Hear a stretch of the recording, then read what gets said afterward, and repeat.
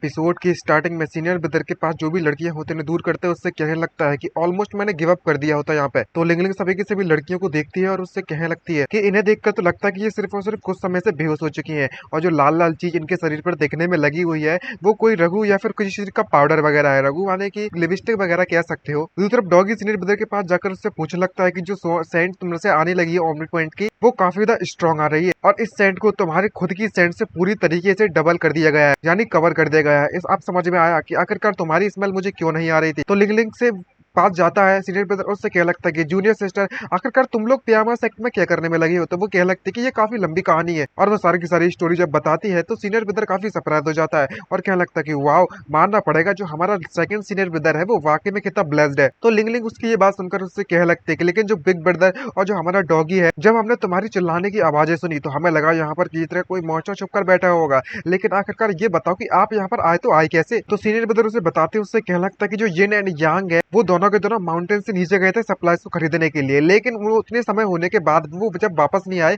काफी ज्यादा केले होने के कारण, तो मुझे उनकी चिंता होने में लगी थी। और मुझे जब पता चला ठीक से इन्वेस्टिगेट करने पे तो उनकी जो सोल है वो यहाँ पर सोल कैप्चरिंग टेक्निक का इस्तेमाल करके उन्हें यहाँ पर प्यामा सेट में लाया गया है। और इस टेक्निक के बारे में जब मुझे पता चला तो काफी सरप्राइज हो चुका था। लिंग लिंग को इस बात सुनकर काफी सरप्राइज हो जाती है और उससे क्या लगता है कि जो सोल कैप्चरिंग टेक्निक है वो रियली में इतनी पावरफुल है क्या। यहाँ तक कि जो बिग ब्रदर है उन्हें भी ट्रिब्यूशन स्टेज पर है, वो भी इसको रेजिस्ट करने में नाकामयाब रहे। इसको देखकर डॉगी उससे पूछने लगता है कि ये सारी की सारी लड़कियां यहाँ पर बेहोश के पड़ी हुई है। तो सीनियर ब्रदर उससे कहने लगता है कि तुम मेरी बात ध्यान से सुनो, वे सभी के सभी लोग मुझे नुकसान पहुंचाने के बारे में सोचने में लगे थे, तो फिर तुम्हें पता होगा ना कि मैंने क्या कर दिया। तभी लिंग लिंग उससे पूछने लगती है कि हमारे यहाँ पर आने से पहले आपकी चिल्लाने की आवाजें आ रही थी, क्या यहाँ पर कुछ डेंजरस होने में लगा था। तो उसका सीनियर ब्रदर घबराते उससे मना करता है। तो लिंग लिंग काफी सीरियस होते हैं, उससे कहने लगता है कि बिग ब्रदर आपको डरने की बिल्कुल भी जरूरत नहीं है, मैं यहाँ पर मौजूद हूँ, कोई भी आपको प्यामा सेक्ट में बुली नहीं कर सकता। ये देखकर डॉगी उससे कहने लगता है कि बुली करने क्या रहे, अरे देखो तो जरा इसने इतने सारे लौंडियों को यहाँ पर बेहोश करके रखा हुआ है। ये बात सुनकर वो भी सरप्राइज हो जाती है। तो डॉगी उसे सब कुछ समझाता है और बताने लगता है कि हमारे सीनियर ब्रदर को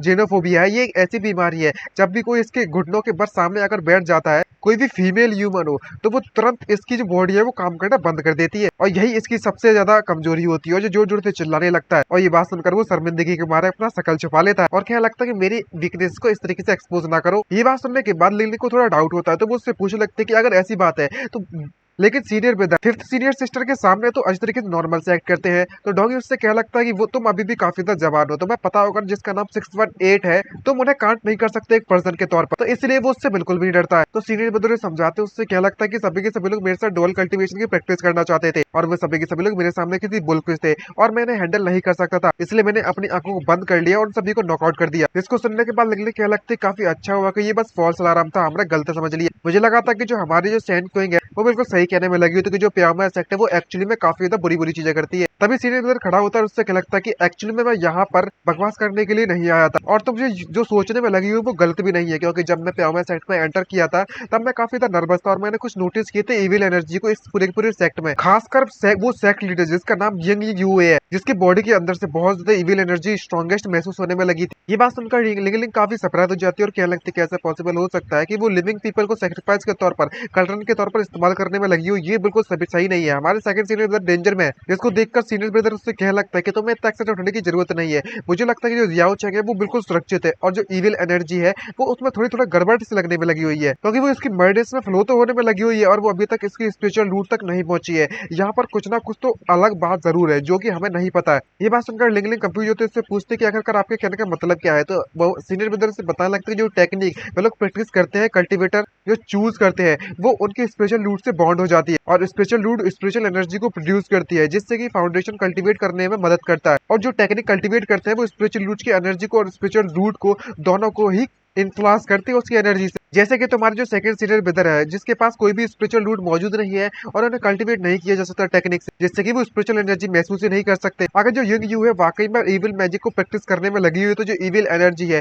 उसे शायद उसकी स्पिरिचुअल रूट से बॉन्ड होना चाहिए था, लेकिन जब मैंने उसे चेक किया तो पता चला कि उसकी जो सोल और स्पिरिट है वो पूरी तरीके से डिफरेंट है। वो उसकी मर्डर्स के पास तो एनर्जी भरी पड़ी है लेकिन उसकी डांटन की तरफ नहीं गई है। ये सुनकर लिंग लिंग उससे पूछती है कि इसका मतलब है कि जो इविल मैजिक है वो इससे रिलेटेड जरूर है, लेकिन ऐसा पॉसिबल हो सकता है कि वो मास्टरमाइंड ना हो। तो सीनियर ब्रदर उससे क्या लगता है कि जूनियर सिस्टर तुम वाकई बहुत ज्यादा स्मार्ट हो, चलो हम लोग चलते हैं यहाँ से। और मैं इस पूरे के पूरे सेट को डिवाइन सेंस से स्कैन करना चाहता था, लेकिन यहाँ पर बहुत ज्यादा स्ट्रॉन्ग एनर्जी बैरियर है जो कि मेरी सर्च को ब्लॉक करने में लगा हुआ है। तो जो बैरियर है वो काफी ज्यादा स्ट्रेंज भी लगने वाला लगा और इसके सोर्स को मैं ढूंढ नहीं पा रहा हूँ, इसीलिए मैं काफी ज्यादा पावरफुल प्रेशर महसूस कर रहा हूँ। ये सुनकर डॉगी भी सरप्राइज होते हैं, उससे क्या लगता है क्या पॉसिबल हो सकता है कि यहाँ पर तुमसे ही पावरफुल डिस्ट्रीब्यूशन स्टेज ही पावरफुल कल्टीवेटर मौजूद है। ये सुनकर सीनियर ब्रदर को डाउट होता है, तो क्या लगता है कि ऐसा पॉसिबल हो सकता है। अगर जो कोई नॉर्मल स्पिरिचुअल एनर्जी होती तो शायद इतनी ज्यादा परेशानी नहीं होती, लेकिन ये एनर्जी पियाओमेर सेक्ट के अंदर से आने में लगी हुई है और ये रिसेंटमेंट की एनर्जी है। और वैसे भी जो पियाओमेर सेक्ट है वो वाकई में बहुत ज्यादा शेडी है। मुझे लगता है कि यहाँ पर बहुत कुछ चलने में लगा हुआ है। अब जबकि हम इसका पता इतने आसानी से नहीं लगा सकते, तो कैसा रहेगा कि हम सेकंड सीनियर ब्रदर के पास जाएं और उससे प्लान के बारे में बात कर ले। ये बात सुनकर डॉगी उससे क्या लगता है कि नहीं, ये अभी अभी यंग यूए के साथ है, हम लोग इस वक्त डायरेक्टली उसके साथ बात नहीं कर सकते हैं। ये बात सुनकर वो उससे क्या लगता है कि कोई बात नहीं, मैं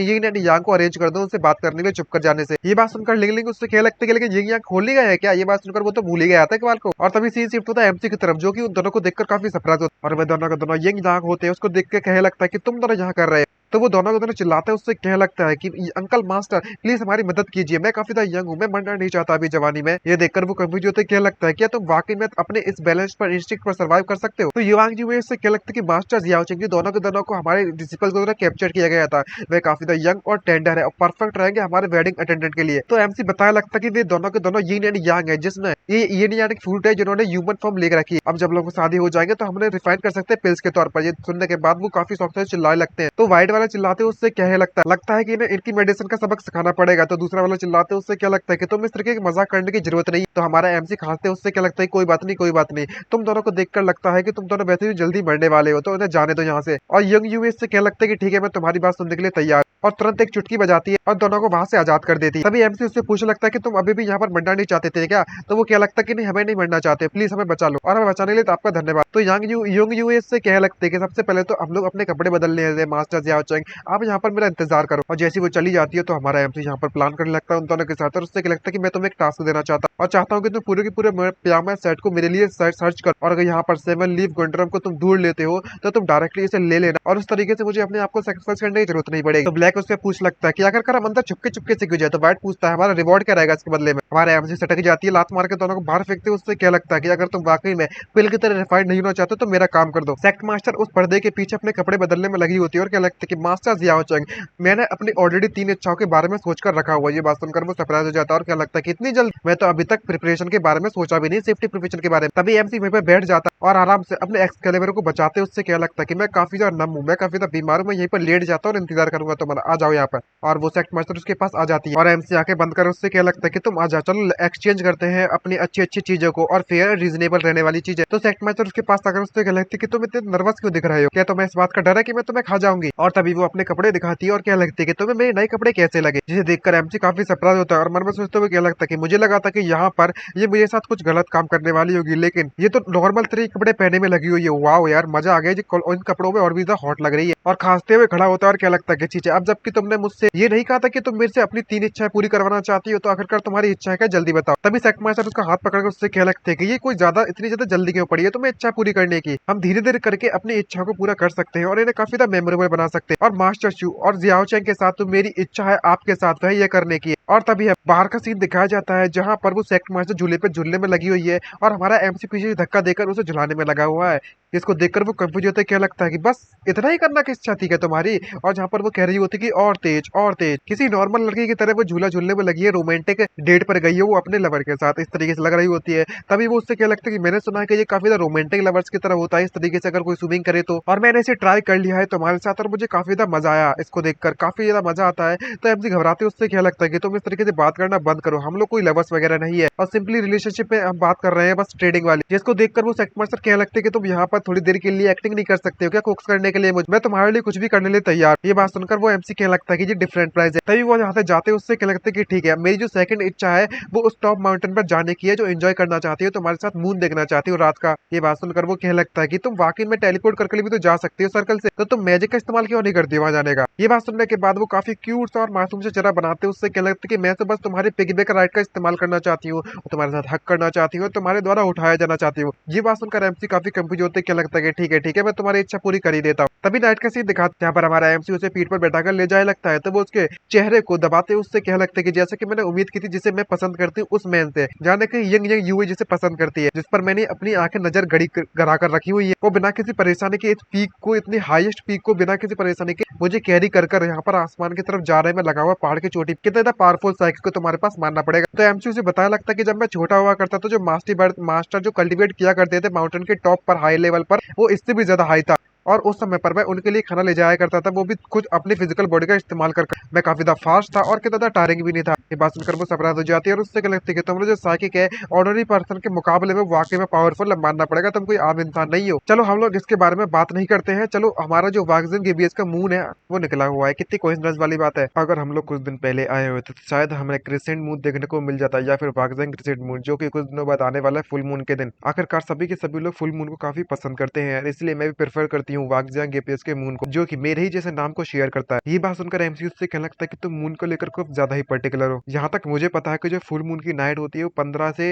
16 के बीच में होती है, और इस तरीके से फालतू की बकवास करने लगता है। तो सेक्ट मास्टर उससे कहने लगती है क्योंकि सेक्ट मास्टर बनना काफी ज्यादा बोरिंग वाला काम होता है, तो इसलिए मैं ज्यादातर खाली समय में मून को देखती हूँ अपने आप अकेले। और बात करें फुल मून वागजियन गेपियस के मून के बारे में, या फिर वार्निंग मून लूनार एक्लिस के बारे में, और जो मून वैक्सिस है और वेनिस है, जैसे कि लोग अपने एक्सपीरियंस करते हैं लाइफ में जॉय और सौरव को, हैप्पीनेस को और दुख को, बिल्कुल हमारी जिंदगी भी इसी की तरह नहीं है क्या, जिसमें हम पाते हैं और खोते हैं। और इतनी ज्यादा लेक्चर हमारे एमसी को हजम नहीं होता, तो कहने लगता है कि तुरंत रुक जाओ भाई, मुझे इतने डिप्रेसिव बात करने की जरूरत नहीं है इस नाइट में। यहाँ पर कुछ भी मेरी लाइफ में ऐसा नहीं है जिसे मैं सॉल्व नहीं कर सकता रैबिट हेड खाकर। अगर मुझे दो मील खाने को मिल जाता मुझे कोई चिंता नहीं है क्या होने वाला है। अगर तुम वाकई में इतना ज्यादा मून पसंद करती हो तो चलो हम लोग रैबिट्स खाते हैं, कैसा लगा कि मैं तुम्हारे लिए स्पाइसी रैबिट्स बना दूं। तो ये बात सुनकर सेक्ट मास्टर उससे कहने लगता है कि तुम अभी भी यहाँ पर अपने बारे में, खाने के बारे में सोच रहे हो, मैंने सही कहा ना, तुम इतने ज्यादा बढ़िया सीन होने में रखा हो तुम्हारे सामने, उसका आनंद ना उठा रहे। सिर्फ तुम ही एक ऐसे बंदे हो सकते हो जो कि ऐसे मौसम में और ऐसी जगह पर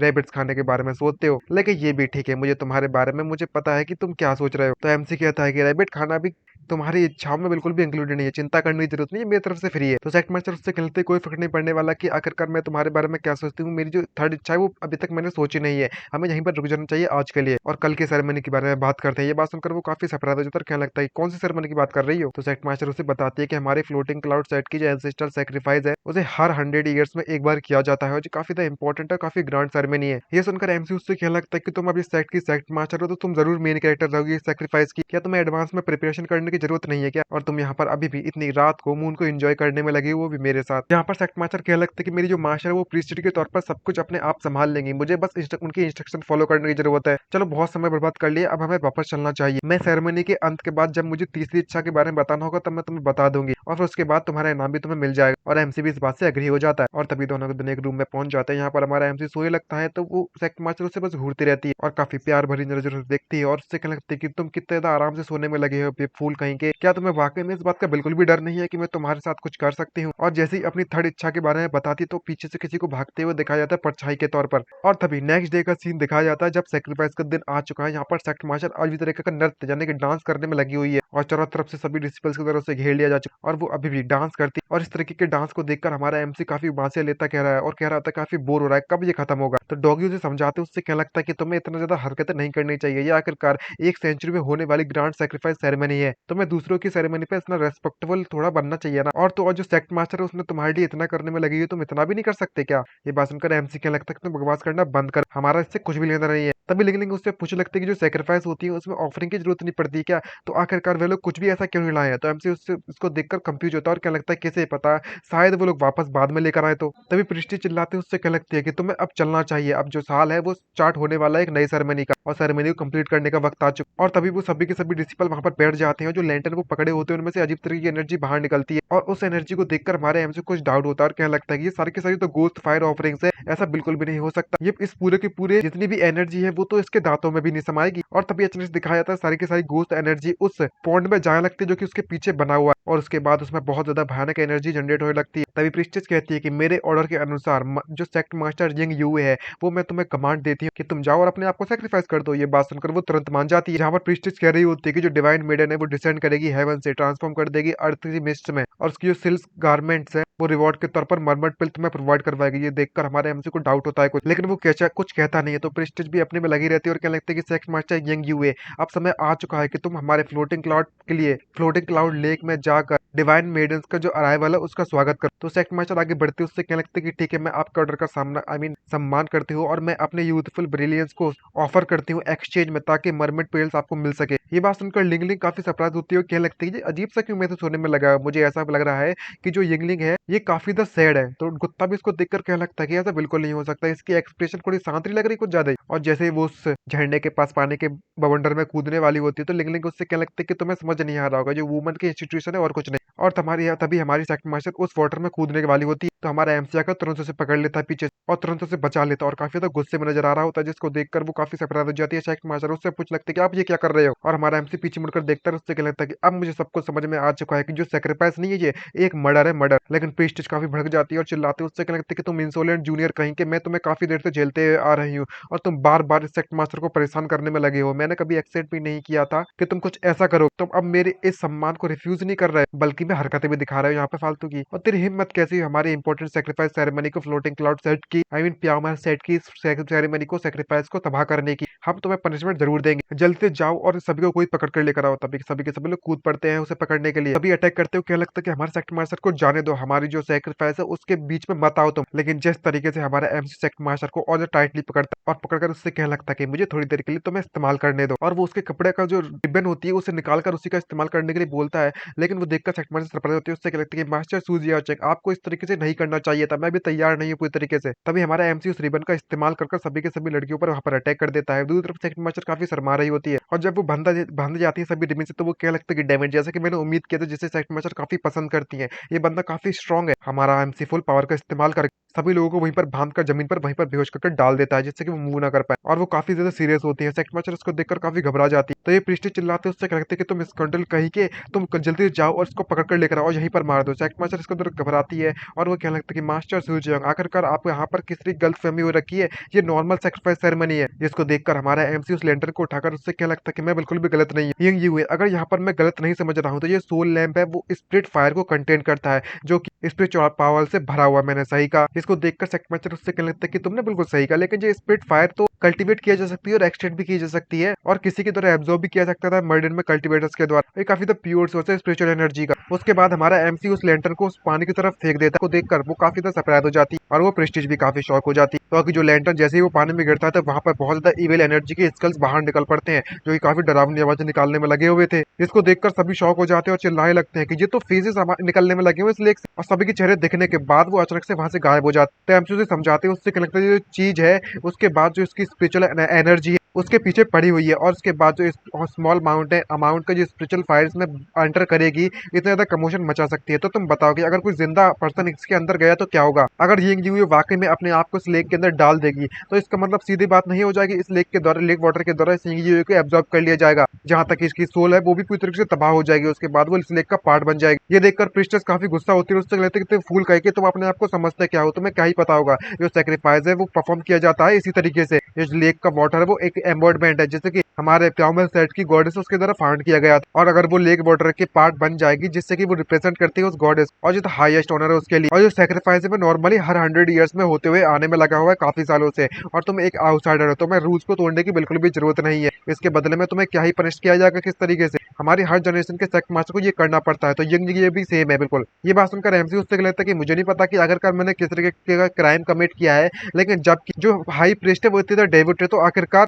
तुम यहाँ पर अपने आप क्यों नहीं चले जाती है वहां पर और गॉडेस के हॉनरेबल तरीके से स्वागत क्यों नहीं करती है। ये बात सुनकर प्रीस्टर गुस्सा आ जाती है और वो कहने लगती है कि मेरे पास तुम्हारे साथ बकवास सुनने के समय नहीं है। जो सेक्ट मास्टर है वो तुमसे और ज्यादा बकवास नहीं करना चाहती और मैं नहीं चाहती कि तुम इस तरीके से सेक्रीफाइस को बर्बाद करो और मैं सेक्रीफाइस को अपने तौर पर अपने आप को इस्तेमाल नहीं कर सकता। तभी एक उड़ती हुई स्वड़ा और तुरंत उसकी लट को वहीं पर तोड़ देती है कि वो मैजिक का इस्तेमाल करने वाली होती है। इसको देखकर वो सरप्राइज होते कहने लगती कौन है बे वहाँ पे। तभी वहां पर हमें शैंकर को दिखाया जाता है जो कि वहां पर आकर कहने लगता है कि ये मैं हूँ जो कि मरे हुए लोगों की डेड बॉडी को वहां पर लेकर आता है। और तभी हमारा एमसी उसको देखकर कहने लगता है कि ये तो बिल्कुल सही समय पर आ चुके हो तुम। तभी यंग यांग उससे पूछने लगता है कि हमारे रिवॉर्ड के बारे में क्या। तो एमसी उससे क्या लगता है कि तुम मुझे फोर्स करने की जरूरत नहीं कि मैं तुम्हें थप्पड़ मारूं लेटर ब्रेड कहेंगे। तभी सेक्ट मास्टर उससे पूछने लगता है कि शैंक क्योंकि तुम यहाँ पर क्या कर रहे हो। तो वो उससे कहने लगता है कि तुम इसके बारे में भूल जाओ, तुम्हारे जो मास्टर है इसमें सबसे बड़ी प्रॉब्लम और तुमसे निपटने का भी मेरे पास समय नहीं है। और वहां पर बहुत ज्यादा भीड़ जम जाती है, जिसको देखकर लिंगलिंग पूछने लगते हैं कि आखिरकार इन सभी के साथ ये इस ऐसी हरकतें किसने की थी। मैंने बुक में इसके बारे में रीड कर रखा हुआ, जो सिचुएशन है वो वाकई में बहुत ज्यादा हार्ड ब्लडेड है। ये सारे के सारे लोगों को यहाँ पर इस फेमस सेट की तरह बेवकूफ बनाकर रिप्रेजेंट कर रखा गया था। फिर उसके बाद तुमने इनके हार्ड ब्लड डे दिन हर दिन उसके चूस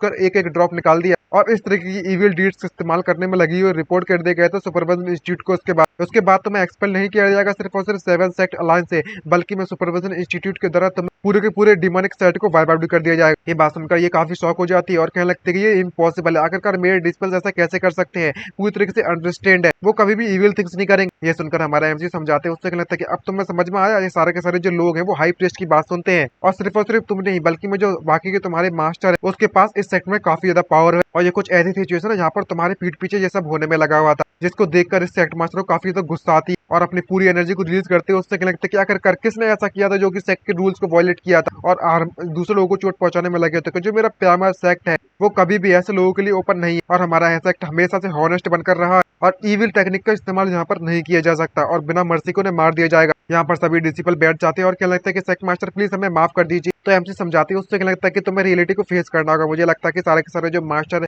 माइंड है इस टेक्निक के पीछे वो कोई और नहीं बल्कि मैं इस प्रेस्ट है। ये बात का सुनकर सेक्ट मास्टर काफी सरप्राइज हो जाती है और उससे क्या लगता है कि लेकिन मास्टर ये वाकई में काइंड और बेनेवलेंट है, मुझे इस बात पर बिल्कुल भी भरोसा नहीं होता। तो एमसी उसे बताते हैं, उससे क्या लगता है कि तुम्हारा जो मास्टर है उसके पास काफी ज्यादा पावर है इस पूरे के पूरे सेक्ट में और अगर वो किसी को ऑर्डर देती है सभी के सभी डिसिपल्स को तुम्हारे अलावा छोड़ के तो वो उन्हें मारना पड़ता है और वो कभी भी और डिसऑबे नहीं कर सकते। और दूसरी मैं तुम्हारी मास्टर को बिल्कुल भी पसंद नहीं करता। ये बात सुनकर प्रीस्टेज गुस्से में उसको देखते हैं, उससे कहते हैं कि तुम लिटिल ब्रेड कहेंगे तुम बकवास करना बंद कर। तो सेक्ट मास्टर उसके पास आकर उससे कहने लगते कि जो अभी भी इसने कहा था वो पूरी तरीके से अनरीजनेबल भी नहीं है। अगर तुम वाकई में इसके हार्ड ब्लड को यूज रिफाइन करती हो इस टेक्निक से तो जो काफी ज्यादा फॉरबिडन है हमारे इस सेक्ट में, तुम्हें पता ही है इसके बारे में। और जो डिवाइन टेक्निक है वो काफी ज्यादा ऑर्थोडॉक्स, लेकिन तुम्हें पता है किस तरीके से इसको यूज किया जाए। अगर तुम वाकई में हार्ट है तुम्हारे पास सीखने का तो डिसिपल भी तुमसे सीखने के लिए तैयार। मास्टर मुझे पता है कि तुम काफी ज्यादा स्ट्रिक्ट हो, लेकिन मुझे पता है तुम अंदर से काफी ज्यादा जेंटल और काइंड हो। मुझे पूरा भरोसा है कि आप ऐसा कुछ भी नहीं करोगे। क्या ये कोई गलतफहमी है? ये बात सुनने के बाद प्रीस्टेस कुछ नहीं कहती। तो यही नहीं एंड यांग वहां पर आते हैं और उससे कहते हैं कि तुम किस तरह की गलतफहमी की बात करने में लगे हुए हो। तुम डायरेक्टली इन दोनों लोगों को देखकर बता सकते हो, जगह कर पूछ सकते हो। तुम ऐसे पीटो और जगह दो। इसको देखकर वो बहुत ज्यादा बलद महसूस करती है और उससे क्या लगता है कि ब्रदर तुम्हें थोड़ा शांत हो जाना चाहिए। तभी आसपास के डिसिपल उससे कहते हैं कि सेक्ट मास्टर हमें आपको और कुछ पूछने की जरूरत नहीं है। जो हाई प्रीस्ट है ये सारे के सारे उसके खुद की इच्छा और ये आपके फायदे के लिए करने में लगी हुई। आखिरकार हम सभी के सभी ये चीज हमारे फ्यूचर पे हमारे सेट के फ्यूचर के लिए करने में लगे हुए थे, इसलिए आप हाई प्रीस्ट को माफ कर दी। सेक्ट मास्टर आपको इतना स्टबर्न बनने की जरूरत नहीं है। ये बात सुनकर वो काफी गुस्से में आ जाती है प्रीस्टेस और तुरंत अपने सभी के सभी डिसिपल्स को मार देती है। इसको देखकर वो कंफर्म हो जाती है कि यही इसकी सारे के सारे कांड करने वाली मास्टरमाइंड। और तभी वो अपने उन पीएल जैसी चीज को निकालकर उससे कहने लगता है कि अब तक अगर तुमने वाकई में उन ब्लड सोल पीएल्स को खाया नहीं होता तो तुम्हें वाकई में लगता है कि तुम्हारी जो टेक्निक है वो इस लेवल तक पहुंच पाती। जब ये पता चलता है कि इसने वाकई में ऐसा कुछ कर रखा है तो वो काफी शॉक हो जाती है। इसकी ये बात सुनकर सेक्ट मास्टर सरप्राइज होती है, उससे कहते हैं कि मास्टर ये आप कह रहे हैं, क्या कह रहे हैं। तभी वो सेक्ट मास्टर होती है उसके ब्लड प्लेयर को तोड़ देती है और उससे कहती है कि वो सभी के सभी जो ब्लड सोल्स बीट्स है वो हाई कंप्लीटिविटी है, बिल्कुल हमारे मियामो सेट के हार्ट सूत्र के साथ। और अगर उन्हें लार्ज मात्रा में लिया जाए तो वो किसी की भी स्पिरिचुअल एनर्जी को स्पिरिचुअल रूट को बढ़ा सकती है, वो काफी कम समय में। वरना तुम्हें वाकई में ऐसा लगता है कि तुम इतने कम समय में कल्टीवेशन तुम्हारी इतनी तेजी से कैसे होने में लगी थी। ये बात सुनकर वो काफी घबराते हैं, उससे कहते हैं कि इसका मतलब ये हुआ कि तुम हर दिन मुझे मेरे सूप में ये मिलाकर खिलाया करती थी। अब मुझे समझ में आया कि मेरी जो कल्टीवेशन है इतनी तेजी से कैसे बढ़ने में लगी हुई थी। तो एमसी को देखकर क्या लगता है कि तुम होल्ड एक्ट कहीं के तुमने फोर्सफुली यहाँ पर रिजल्ट नहीं ला पा सकती हो। अगर तुम जबरदस्ती करोगी ग्रोथ के लिए तो मैं अच्छे रिजल्ट नहीं मिलेंगे। इसको देखकर प्रीस्ट उससे क्या लगता है कि मैं सारी की सारी चीजें अपने सेक्ट मास्टर के लिए करने में लगी हुई थी। तो एमसी उससे क्या लगता है कि ये सारी की सारी जो चीजें अच्छी हैं, अगर ये वाकई में इतनी ज्यादा अच्छी है तो तुम इसे क्यों नहीं करती हो अपने लिए। ये बात सुनकर उसको प्रीस्ट को गुस्सा आ जाती है और वो इविल एनर्जी को रिलीज करती है। तो एमसी से क्या लगता है कि मैं बहुत जेली आउटसाइडर तुम कहीं के, तुम इतना एरोगेंस दिखाने में लगे हो, मैं तुमसे निपटती हूँ सबसे पहले। और वो अपनी इविल टेक्निक हमारे एमसी पर इस्तेमाल करती है। तो बीच में सेक्ट मास्टर आकर उसे रोकती है, उससे क्या लगती है तुम्हें सावधान रहना चाहिए। मास्टर की जो सोल कैप्चरिंग टेक्निक है वो काफी पावरफुल है और उसका प्रेशर सभी के सभी लोग बिल्कुल भी नहीं झेल पा रहे होते, काफी पेन हो रहा होता है और सभी के सभी लोग अपने ही इमेजिनेशन में फंस जाते और अजीब अजीब हरकतें दिखाने लगते हैं। लेकिन हमारा एमसी किसी तरीके से उससे निपटने में कामयाब रहता है और उसका सर दुखने लगता है। लेकिन और क्या लगता है कि सोल कैप्चरिंग टेक्निक है वो यूजलेस थी अगेंस्ट में मेरे, लेकिन मुझे अभी भी मेरा मेंटल पॉल्यूशन महसूस होने में लगा हुआ है और ऐसा लगने में लगा हुआ है जैसे कि बहुत ज्यादा अजीब अजीब चीजें मेरे दिमाग में फिरने में लगी और अनकंफर्टेबल। तभी प्रीस्ट से क्या लगता है कि बिल्कुल सही कहा ना, मैंने सुना है कि तुम्हारी डीड्स के बारे में। ऐसा कहा जाता है कोई फर्क नहीं पड़ने वाला कि अगर कितना पावरफुल बंदा हो, तुम अपने बॉडी से उसको हराने में कामयाब रहो और तुम्हें कोई भी चोट नहीं पहुंचा सकता। लेकिन जो सोल कैप्चरिंग टेक्निक है वो मेरी काफी ऑर्डिनरी टेक्निक से अलग है, क्योंकि जो सोल कैप्चरिंग टेक्निक का इस्तेमाल कर मैं किसी को भी कंट्रोल कर सकती हूँ और उनकी जो डीपेस्ट डिजायर होती है उनके दिल के अंदर उन्हें पूरी कराने में उनकी मदद कर सकती हूँ, जिससे कि मैं उन्हें अपने पपेट बनाकर रख सकती हूँ उनके डिजायर, और फिर मेरे कंट्रोल से निकलना बिल्कुल नामुमकिन के बराबर हो जाएगा और मैंने अपनी इच्छा अनुसार मैनिपुलेट कर सकती हूँ। और ये वाकई में काफी डिफिकल्ट है। आफ्टर ऑल सभी की अलग अलग डिजायर होती है, लेकिन मानना पड़ेगा तुम काफी केपेबल हो जो इतने ज्यादा समय तक मेरे टेक्निक से नहीं फंसे। लेकिन क्या है ये सब करने का, आखिरकार तुम कितनी देर तक टिक पाओगे? तभी हमारा मास्टर अपने हमारा एमसी अपने मास्टर को देखता है, या फिर उसका मास्टर उससे क्या लगता है कि तुम वाकई में ये मैं हूँ तुम्हारा मास्टर जी आओचैंग, तुम्हारा मास्टर तुमसे मिलने के लिए आ चुका है, जो कि काफी समय से था कल्टीवेट करने के लिए। जिसको देखकर एमसी इमोशनल होते हुए उसकी तरफ बढ़ता है, तो उसका मास्टर उससे क्या लगता है कि तुम जल्दी से मेरे पास आ जाओ, तुम्हारा जो मास्टर है वो तुम्हें इमोर्टल रियल में लेकर जाएगा। जिसको देखकर एमसी खुश होते हुए उससे क्या लगता है कि मैं आ रहा हूँ तुम्हारे पास, और ये बुढ़िया उसको देखकर काफी खुश हो जाती है और उससे कहती है कि तुमने बिल्कुल सही कहा, इस स्थिति की डूबते। लेकिन हमारा एमसी मुस्कुराता है और तुरंत अपने मास्टर के पेट पर एक जोरदार मुक्का मारता है और उसका वहम वहीं पर टूट जाता है, जिसको देखकर वो काफी सरप्राइज हो जाती है। और एमसी उसकी तरफ बढ़ते उससे लगता है कि तुम्हें वाकई में लगता है कि तुम मुझे इस तरह से ट्रिक कर पाओगी, क्योंकि जो मेरे मास्टर है वो वाकई में काफी फोर्स किया जा रहा है उन्हें मिडिल एज्ड वुमन के द्वारा मैरिड करने के लिए, शादी करने के लिए हर दिन। आखिरकार वो इतना ज्यादा स्पिरिचुअली कैसे आ सकते हैं मेरे तरह? इसको देखकर बुढ़िया काफी शौक हो जाते हैं और उससे कहने लगते हैं कि तुम वाकई में मेरे सोल कैप्चरिंग टेक्निक का इस्तेमाल कर उसे तोड़ने में कामयाब रह सकते हो, तो मुझे इस तरीके से एलिमिनेट करना ही पड़ेगा मुझे। और वो अपनी पावर लेवल को और भी बढ़ा देती है, जिसको देखकर वो काफी घबरा जाता है, कहने लगता है कि जो ओल्ड गीजर है मेंटल पावर वाकई में काफी पावरफुल है और मुझे पॉल्यूट करने में लगा हुआ है। तभी बीच में आती है सेक्ट मास्टर, उससे कहने लगता है कि मास्टर जुजियाचंग आपने आपको संभालो। जिसको देखकर पीस्ट काफी घबरा जाती है और उससे कहने लगता है कि तुम ट्रेटरी गद्दार डिसिपल कहीं। तो एमसी अपने आप को संभालते हैं, उससे कहने लगता है खैर मुझे काफी अच्छे महसूस होने में लगा, तुम्हारा बहुत बहुत धन्यवाद। तो सेक्ट मास्टर उससे कहने लगता है कि मास्टर की सोल कैप्चरिंग टेक्निक है वो काफी स्ट्रॉन्ग है, मैं टेम्पररी से रोक सकती हूँ लेकिन तुम्हें भागना होगा यहाँ से। तो वो बुढ़िया वहां पर अपने क्लोन निकालते कहने लगता है कि मैंने अभी तक अपनी फुल स्ट्रेंथ का इस्तेमाल भी नहीं किया है, तो मैं लगता है कि तुम बच पाओगे मुझसे। यंग यूए तुमने मुझे वाकई में बहुत ज्यादा डिसअपॉइंट कर दिया। और जैसे रिलीज करती फुल पावर को तो वो यंग यूए भी नहीं टिक पाती उसके साथ, और वहां पर अटैक करते हुए कहने लगते कि अब तुम जाओ और मर जाओ मेरे हाथों से। तभी हमारा एमसी जैसी पंच मारने की कोशिश करता है तो वहां से गायब हो जाती है, क्योंकि वो तो बस स्पिरिचुअल एनर्जी होती है और इल्यूजन होता है। जिसको देखकर एमसी काफी गुस्सा आते हैं और उससे कहते हैं ये काफी कितनी ज्यादा परेशान होने वाली बात है, मैं और ज्यादा नहीं झेल सकता इनको। डैमिट थैंक यू, आखिरकार तुम किसका इंतजार कर रहे हो, जल्दी से आओ मुझे बचा। तभी थैंक यू आकर पोज मारते उससे क्या लगता है कि तुम्हें वाकई में इन सभी के सभी डेविल कल्टीवेटर को इम्प्रेजेंट करने जरूर भेजूंगा। और वहीं पर इलेक्ट्रिक वाली से का इस्तेमाल करते सभी की सभी इविल एनर्जी को आसपास तोड़ देता है हमारे एमसी को, जिससे मौका मिल जाता है और वो आगे बढ़ते हैं। उससे क्या लगता है कि तुम बुढ़िया कहीं की, सबसे पहले तो मैं तुझसे निपटता और जो पुराना हिसाब है तुझसे वो निपटाता। इसको देखकर बुढ़िया उससे क्या लगता है कि तुम्हारी स्ट्रगल है वो काम नहीं करने वाला, और तभी एक फॉर्मेशन वहां पर एक्टिवेट हो जाती है उसके सामने। इसको देखकर वो शॉक होते हुए क्या लगता है कि ये तो सोल लॉकिंग केज है, आखिरकार तुमने कब सेटअप कर दिया। तभी वहां पर येनडी यांग आते हुए क्या लगता है कि भैया हमने इसे डिस्टर्ब कर लिया सेकंड सीनियर ब्रदर, अब आप इसका इस्तेमाल करते हो सेकंड अंकल, और इसे बुरी तरीके से पीट दो। इसको देखकर बुढ़िया घबरा जाती और हमें पता चलता है कि हमारा एमसी फुल पावर में उस बुढ़िया की तरफ बढ़ते हुए उसके जोरदार पंच मारता है, जिससे कि वो बुढ़िया वहां पर बहुत ज्यादा दूर जगह गिरती है और उसकी वहीं पर बेड बच जाती है एक ही झटके में। और हमारे एमसी को काफी सेटिस्फिकेशन मिलती है इसको पीटने के बाद, और कहने लगता है कि आजकल मेरे जो दुश्मन है वो सिर्फ और सिर्फ एक ही पंच में किए हो जाते हैं, काफी बोरिंग महसूस हो रहा है मुझे। सीनियर ब्रदर उसके पास आकर उससे कहने लगता है कि इस पर्सन की जो सोल चेंजिंग टेक्निक है वो काफी टायरेनिकल है, मानना पड़ेगा। अगर ये वाकई में येन यान आयंस के सिगरेटली फॉर्मिंग एरिट वाले सिचुएशन की नहीं होती और इसके अटेंशन को इसके ध्यान को भटकाने के लिए नहीं होता, तो शायद हम लोग अभी तक इसकी सोल चेंजिंग टेक्निक में भी फंस चुके होते। लेकिन हमारा एमसी उसी कनपट्टी में देते उससे लगता है कि तुम्हें थोड़ी देर जल्दी नहीं आना चाहिए था। इसको देखकर वो घबराते उससे लगता है कि लेकिन हमारा काम कर गया ना, मैं इतनी ज्यादा असेंड करने की मुझे जरूरत नहीं है, प्लीज मुझे मत मारो। तभी ये होश में आ जाती है और उससे क्या लगता है कि अभी यहाँ पर क्या हुआ था, दूसरी बार लौटना। उससे क्या लगता है, मुझे लगता है कि मैंने कोई सपना देखा था। जब ये बात इसको पता चलती है यंग यूए के, तो वो काफी ज्यादा सरप्राइज हो जाती और रोते रोते वहां का बैठ जाती, उदास हो जाती। तो एमसी उस तरफ हाथ बढ़ाती, जिसको देखकर वो इमोशन से भर जाती है और उससे क्या लगता है कि लॉर्ड सेचंग ने एक बार फिर से अपना हाथ बढ़ाया मुझे बचाने के लिए, और उसने मेरे पीओमएस सेक्ट को बचा लिया है, और काफी इमोशनली से उसकी तरफ बढ़ती है। लेकिन हमारा एमसी उससे अपना हाथ दूर करता और उससे क्या लगता है कि तुम्हें लगता है कि गलत फहमी हो चुकी है, जो तुमने मुझसे वादा किया था, जो तुमने मुझे देने के लिए हुआ था 7 लिव ग्रेनेडियम को, अब तुम मुझे वो वापस दे दो, अब समय आ चुका है उसको देने का। इसको देखकर वो काफी उदास होती है और रोने लगती है और शाय करते हुए आगे खड़ी होती है और उससे लगती है कि ठीक है, जैसा कि मैंने तुमसे वादा किया था इमीडिएटली मैं तुम्हें देने के लिए तैयार हूँ। एमसी इसको देखकर काफी खुश होती है, उससे लगता है कि फाइनली मैं पिल्स को रिफाइन कर सकता हूँ, उसके बाद अपनी बॉडी के अंदर मैं गिव गैदर कर सकता हूँ क्यों। और जैसे ही वो उस लेक की तरफ बढ़ने लगती है तो लिंग को कुछ डाउट होता है, इसको देखकर वो काफी सरप्राइज हो जाती है और चिल्लाती उससे लगता है कि सेकंड सीनियर ब्रदर जो यंग यू है वो डायरेक्टली जंप करने वाली है इस लेक में। जिसको देखकर वो सरप्राइज हो जाता है, जिसको देखकर उससे पूछ लगता है कि तुम यहाँ पर इतनी ज्यादा जल्दबाजी क्यों मची पड़ी है। तो वो बताने लगते हैं कि 7 लीव ग्रेनेडियम जिसको तुम्हें चाहिए वो नेचुरली ग्रो होता है 6 लीव्स में, और सिर्फ और सिर्फ प्यामा सेट की सीक्रेट ट्रेजर डिवाइन मेडन्स के टीयर का इस्तेमाल कर ही इसको ग्लो किया जाता है 7 लीफ में। और तुम्हें ये बात पता है कि आखिर का जो डिवाइन मेडन्स के टीयर है वो कैसे आते हैं? तो ये लिटिल गर्ल है उसे ब्रॉड के इसके जो मिसफॉर्च्यून था उसके कारण इसके पेरेंट्स ने उसे यहाँ पर छोड़ दिया था उसके बेड लक के कारण, और सभी के सभी लोग इसकी यिंचा फेट के लिए बुराई करते थे। सभी लोग यही सोचते थे कि आखिर का ये जल्द से जल्द जाकर मर जाए, लेकिन मेरे मास्टर ने मुझे वहां पर गोद लिया और अपने सेक्ट में ले जाकर उससे कहा था कि अगर अपने सेक्ट मास्टर अपने प्राइमरी सेक्ट में डिसिपल बनाना चाहती और मुझे कल्टीवेट में काफी पावरफुल बनाना चाहती है, और उसे मिशन दिया मुझे उन्होंने और बताया किस तरीके से इसे पाने का सिर्फ और सिर्फ एक ही तरीका है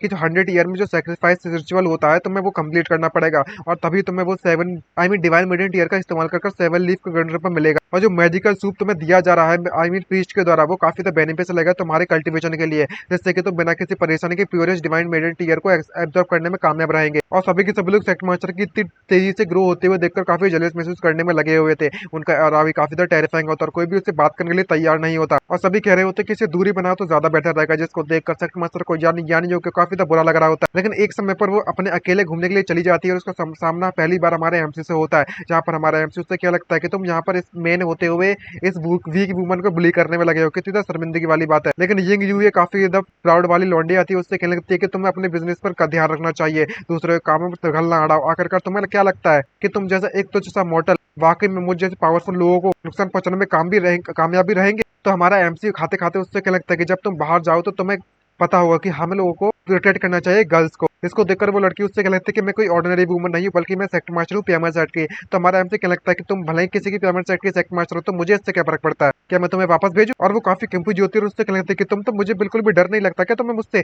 मैं एक सेलेस्टियल स्कॉलर जो मेरे जो पेरेंट्स है वो मेरे द्वारा मारे गए थे और मेरे पास आने से तुम्हें मिसफॉर्च्यून मिलेगा। जिसको देखकर हमारा एमसी उससे क्या लगता है कि तुम बकवास करना बंद, तुम मुझे ये बताओ कि तुम मेरे साथ चल रही हो या फिर नहीं चल रही हो। इसको देखकर वो कहने लगता है कि तुम बाद में रिग्रेट मत करना, और हमारा एमसी तुरंत उसके हाथ को पकड़ लेता है, जबकि आज तक किसने नहीं पकड़ा उसके हाथ को। इसको देखकर वो काफी ज्यादा इमोशनल और सरप्राइज हो जाती है और कहने लगती है क्योंकि मेरा जो ये फेट है उसके कारण कोई भी मेरे पास नजदीक आने के बारे में नहीं सोचता और सभी लोग सिर्फ और सिर्फ मेरी बुराई करते हैं। और तो और मैं पेवर सेट की सेक्ट मास्टर हूँ, सभी के सभी लोग मुझसे डरते हैं और मुझसे दूरी बनाए रखते हैं। लेकिन ये मैन पूरी तरह से डिफरेंट है, मुझसे बिल्कुल भी डिफरेंट तरीके से बिहेवियर नहीं करता। और सिर्फ एक ऑर्फन गर्ल जो कि यंशा फेट के साथ होती है, जो अपने आप को इस पेमर लेक में अपने डिवाइन मेडन टीयर को एक्सट्रैक्ट करने के लिए डाल देगी, तभी वो फॉर्म होता है, कंडीशन होकर बाहर निकलेगा। अब जबकि मैं एक ऑर्फन हूँ, कोई भी मेरी फैमिली मेंबर नहीं है, तो मैं अपने आप को सेक्रीफाइस करने के लिए तैयार हूँ, जैसे कि 7 लीफ गुंडरा को मैं तुम्हें दे सकूं। इसको देखकर एमसी उससे क्या लगता है कि जरा 1 मिनट रखो, मैं इसके बिना भी काम चला सकता, हम इसके बारे में बाद में भी सोच सकते हैं। इसको देखकर वो काफी इमोशन होती है, पीछे मुड़कर देखकर उससे कहने लगते हैं कि मुझे पता है जो लेट सोचेंगे वो मेरे बारे में काफी चिंता दिखाते हैं, लेकिन मुझे पता है कि आखिरकार मेरी किस्मत किस तरीके से और मेरी जो सेक्रीफाइस होना ही मेरी किस्मत में लिखा हुआ है प्रेमा लिख के लिए। और मैं सिर्फ और सिर्फ एक ऑर्डिनरी बंदी जो कि मरने से पहले प्यार हासिल करना चाहती थी और कुछ भी नहीं, और जिससे मैं प्यार करती हूँ उसके साथ एंजॉय करना चाहती थी मून और थोड़ा बहुत खेलना चाहती थी। और जैसे वो उस लेक के अंदर कूद जाती है तो सभी शौक हो जाते और हमारा एमसी भी शौक होती है, उसके साथ कूद जाता है उसके साथ। उससे कहने लगता है कि मैंने तुमसे कहा था कि हम लोग दूसरा रास्ता ढूंढ लेंगे, इतने ज्यादा जल्दबाजी करने की जरूरत है। जहाँ पर वो गिरते गिरते कह रही होती है कि लॉर्ड सियोचंग मेरी जो तीसरी इच्छा थी मैंने फिगर कर लिया है, और मैं सिर्फ यही चाहती थी कि जब मैं जाऊँ तो तुम्हारी आंखें सिर्फ हमेशा हमेशा के लिए सिर्फ मुझको देखते रहे, भले ही थोड़ी सी मूवमेंट के लिए सही, लेकिन मेरी इच्छा पूरी हो चुकी। और तभी हमारा एमसी उसे बचाने के लिए उसके सामने आ जाता है, उसको बचाने के लिए उसके उस लेक में कूद जाता है। उससे क्या लगता है कि डैम इट, मैं तुम्हें अपने आप को सेक्रीफाइस नहीं करने दूंगा सिर्फ और सिर्फ मेरी कल्टीवेशन लाइफ के लिए। जहाँ पर वो इमोशनल होते मन में सोचते हुए क्या लगता है कि मेरी जो इच्छा है वो अब 10,000 ईयर तक बनी रहेगी। और हमारा एमसी भी उस लेक में कूद जाता है तो वो काफी शौक हो जाते हैं लेंगे। और तभी सीनियर बिस्तर उससे क्या लगता है कि तुम्हें अंदर जाने की जरूरत नहीं, जो लेक है वो उसमें कुछ ना कुछ तो गड़बड़ जरूर है, तुम डेफिनेटली मारे जाओगे। और तभी जो प्रीस्ट खड़ी होती है और काफी खुश होने लगती है और उससे क्या लगता है कि ये तुमने एक नंबर की बेवकूफ हो, तुमने एक्चुअली में अपने आप को सेक्रीफाइस कर दिया एक मैन के लिए। जहाँ पर सीनियर ब्रदर उसको देखता है उससे क्या लगता है कि मैं इसे रुकने के लिए तैयार हूँ, तुम जाओ और उसे बचाओ जाकर जल्दी से। इसकी स्पिरिचुअल एनर्जी बहुत ज्यादा मात्रा में निकल रही होती है। तभी सीनियर ब्रदर उससे क्या लगता है कि ये जो बंदी है वो कोई ऑर्डिनरी बंदी नहीं है और जो काफी ज्यादा पावरफुल कल्टीवेटर है, मैं जाता हूँ उसे बचाता हूँ। चलो देखते हैं आखिरकार रिटर्न वर्ड स्टेज जैसे तुच्छ मिड जैसे ट्रांसजेंडर स्टेज के कल्टीवेटर से मुकाबला कैसे करेगी। और तभी वहां पर एक जोरदार का धमाका दिखाया जाता है, इसको देखकर वो कंफ्यूज और तभी वहां पर धुआं धुआं और उसमें से निकलती है एक बहुत ही बड़ा हॉट और बवाल मार। और वो निकलने के बाद उससे कहने लगता है कि ये यंग कल्टीवेटर है, वो वाकई में एक मुझ जैसे सोल सीजिंग टेक्निक को चैलेंज करना चाहता है। और ये वही प्रिस्टेस है जो कि बुढ़िया से बिल्कुल जवान बन जाती है अपने टेक्निक का इस्तेमाल करके, और वो हमारे सीनियर ब्रदर को सीड्यूस करने की कोशिश करती। तो हमारा एमसी को तो पता ही होगा कि भाई साहब हमारे जो सीनियर ब्रदर है वो कितना ज्यादा कपाए लगता है लोंडिया के सामने, और तुरंत वहीं पर बेहोश होकर गिर जाता है। जिसको देखकर सभी को पता चल जाता है कि भाई इसकी भाई खत्म, भाई सब कुछ खत्म। अब कहते हैं जीतेगा या हमारा जो सीनियर ब्रदर है उससे। और तभी ये प्रीस्टेस अपने टेंटिकल्स बाहर निकाल देती और दोनों के दोनों लोगों को वहां पर पकड़ लेती है और अजीब तरीके से बिहेवियर करने लगते हैं। लिंग लिंग तो भाई अजीब तरीके से एक्सप्रेशन ही बनाना चालू कर देती है और यिंग यांग को और डॉगी को भी पकड़ लिया जाता है उसके द्वारा, जहाँ पर उस प्रीस्टेस के द्वारा सभी को पकड़ लिया जाता है, जहाँ पर हमारा सीनियर ब्रदर बेहोश पड़ा हुआ है, जिसको देखकर ये प्रीस्टेस काफी खुश होती है और उससे कहती है कि तुम सभी के सभी एक नंबर के बेवकूफ हो, भले तुम्हारे पास थोड़ा बहुत कल्टीवेशन मौजूद किया ना, लेकिन तुम मुझे डायरेक्टली नहीं मार सकते हो, तो कितनी पिटी वाली बात है तुम्हारे लिए। मेरे लिए बेटर है कि मैं तुम्हें कल्टरन के लिए इस तरह इस्तेमाल कर लूं। तो और जिंग जियो के ऑलरेडी मैंने इस मियामा लेक में प्यामा लेक में ऑलरेडी डाल रखा। अब जबकि बात ऐसी आ चुकी है तो स्टार्ट करते हैं रिफाइन करना इस डिवाइन मेडेन के टीयर को। और तभी वहां पर कई सारी सोल्स बाहर निकलने लगती हैं बहुत इविल एनर्जी के साथ। दूसरी तरफ हमें उस लेक के अंदर दिखाया जाता है जहाँ पर जिंग जियो गिरते गिरते मन में सोचते हुए कहने लगती है, जिससे पहले कि मैं मरूं, मैं वाकई में लॉर्ड ज़ियाओचेन को एक बार फिर से देखना चाहती हूँ अपने दिल के अंदर और मेरे पास कोई भी रिग्रेट नहीं बचेगा। लेकिन हमारा एमसी आकर उसके हाथों को पकड़ लेता है, जिसको देखकर वो काफी सरप्राइज हो जाती है और हमारा एमसी उससे चिल्लाते उससे क्या लगता है कि तुम बेवकूफ कहीं के, लेकिन पानी के अंदर बोल नहीं पाता और उसके अंदर चली जाता है पानी मुंह के अंदर। लेकिन उसको बचाने के लिए सेक्ट मास्टर उसे जोड़ते किस करती और उसे वो टेक्निक सिखा दीजिए जिससे कि वो पानी में सांस ले सके। और किस करने के उससे बोलने लगते कि अब मैंने जो पैसे वाटर अवॉइडिंग आर्ट तुम्हें बता दिया है, अब तुम पानी के अंदर सांस ले सकते हो और बात कर सकते हो। इसका सुनने के बाद एमसी उसका धन्यवाद कहता है और शर्माते उससे लगता है कि जो लेक की वाटर है वो काफी ज्यादा स्मेली है, तुम्हें यहाँ पर नहीं रुकना चाहिए, चलो वापस चलते हैं। इसको देखकर वो प्रीस्टेस उससे कहने लगता है, आई मीन जो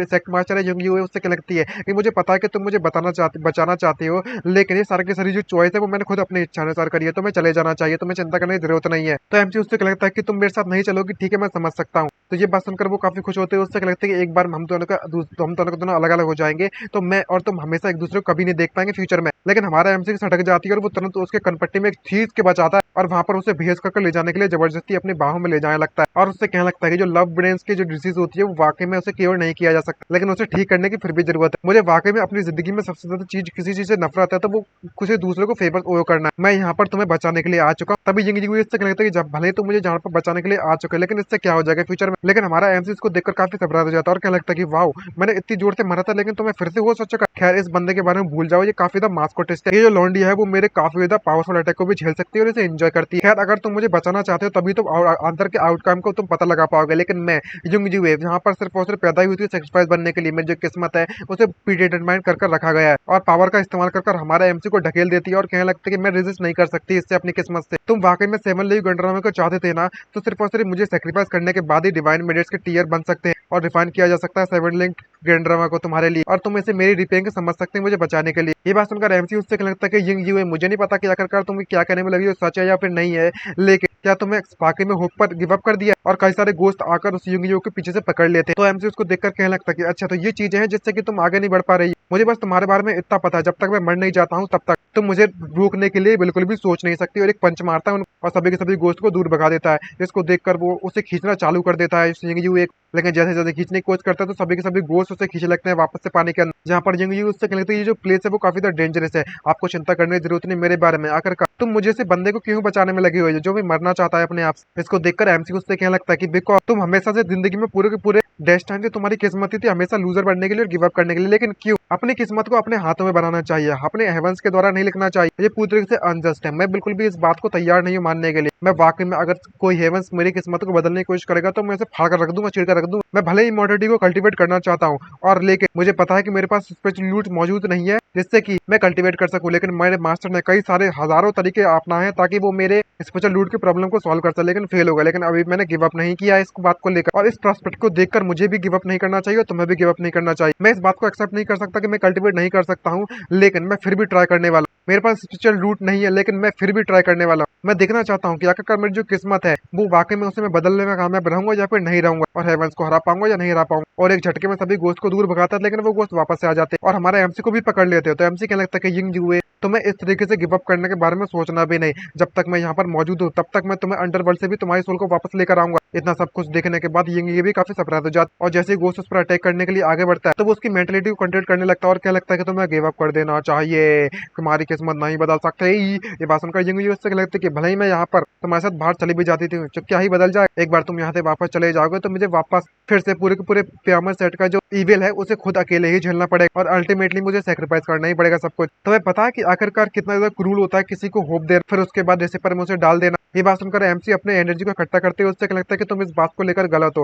होप देना बिल्कुल भी गलत नहीं होता, क्योंकि आखिरकार कोई फर्क नहीं पड़ने वाला कि आखिरकार किस एनवायरनमेंट में तुम्हें होप मिलती है। ये एक ऐसे बीज जैसा है जो कि किसी अच्छी मिट्टी में उगाया है तो अच्छी तरीके से उग सकता है, और जो डिस्पेयर है वो बिना होप के होप के साथ गायब नहीं होता। ये बस हेल्पलेस होता है कॉम्प्रोमाइज करने के लिए तुम्हारी किस्मत में, लेकिन इसके बारे में पता होना इम्पॉसिबल है तुम्हारे लिए। और ये मीनिंग का होप का मतलब ही यही होता है कि तुम कभी गिव अप मत कर। अगर तुम वाकई में गिव अप करने के बारे में सोचती तो आखिरकार तुमने मेरा हाथ क्यों पकड़ा होता। और पता चलता है कि उस लड़की ने वाकई में उसका हाथ पकड़ा होता है हमारे एमसी का। यहाँ पर हमारा एमसी उसके पास आकर उससे क्या लगता है कि तुम्हें चिंता करने की जरूरत नहीं, मैं तुम्हारी मदद करूंगा, और एक कनपट्टी में जोर से खींच के बजाता है, जिससे कि उसके शरीर में जो गोश्त गोचा होता है वो भी बाहर निकल पड़ता है। और क्या लगता है कि अब तुम्हारा दिमाग क्लियर हो गया कि नहीं हो गया। और उसके बाद से वापस से सेक्टर मास्टर का जो मास्कोटिस्ट वाला बिहेवियर होता है वो वापस से आ जाता है, और वापस से ठरकपन दिखाते उससे लगता है कि जो फेरी पैसा है वो मानना पड़ेगा वांगशुआन का। मैं वाकई में अपने आप को नहीं रोक सकती तुम्हारे खिलाफ। और एमसी इसको देखकर क्या लगता है कि इसका दिमाग वापस से क्लियर हो चुका है कि भाई इतनी ठरक जो दिख रही है इसकी आंखों में। तो एमसी भी उससे क्या लगता है कि यो अब समय आ चुका है हमारे यहाँ पर ट्रिक इस्तेमाल करने का, बाहर निकलने का। अब ये काफी ज्यादा ट्रिकी सिचुएशन भी हो रही है। अब लगता है कि वार्म अप का समय खत्म हो चुका है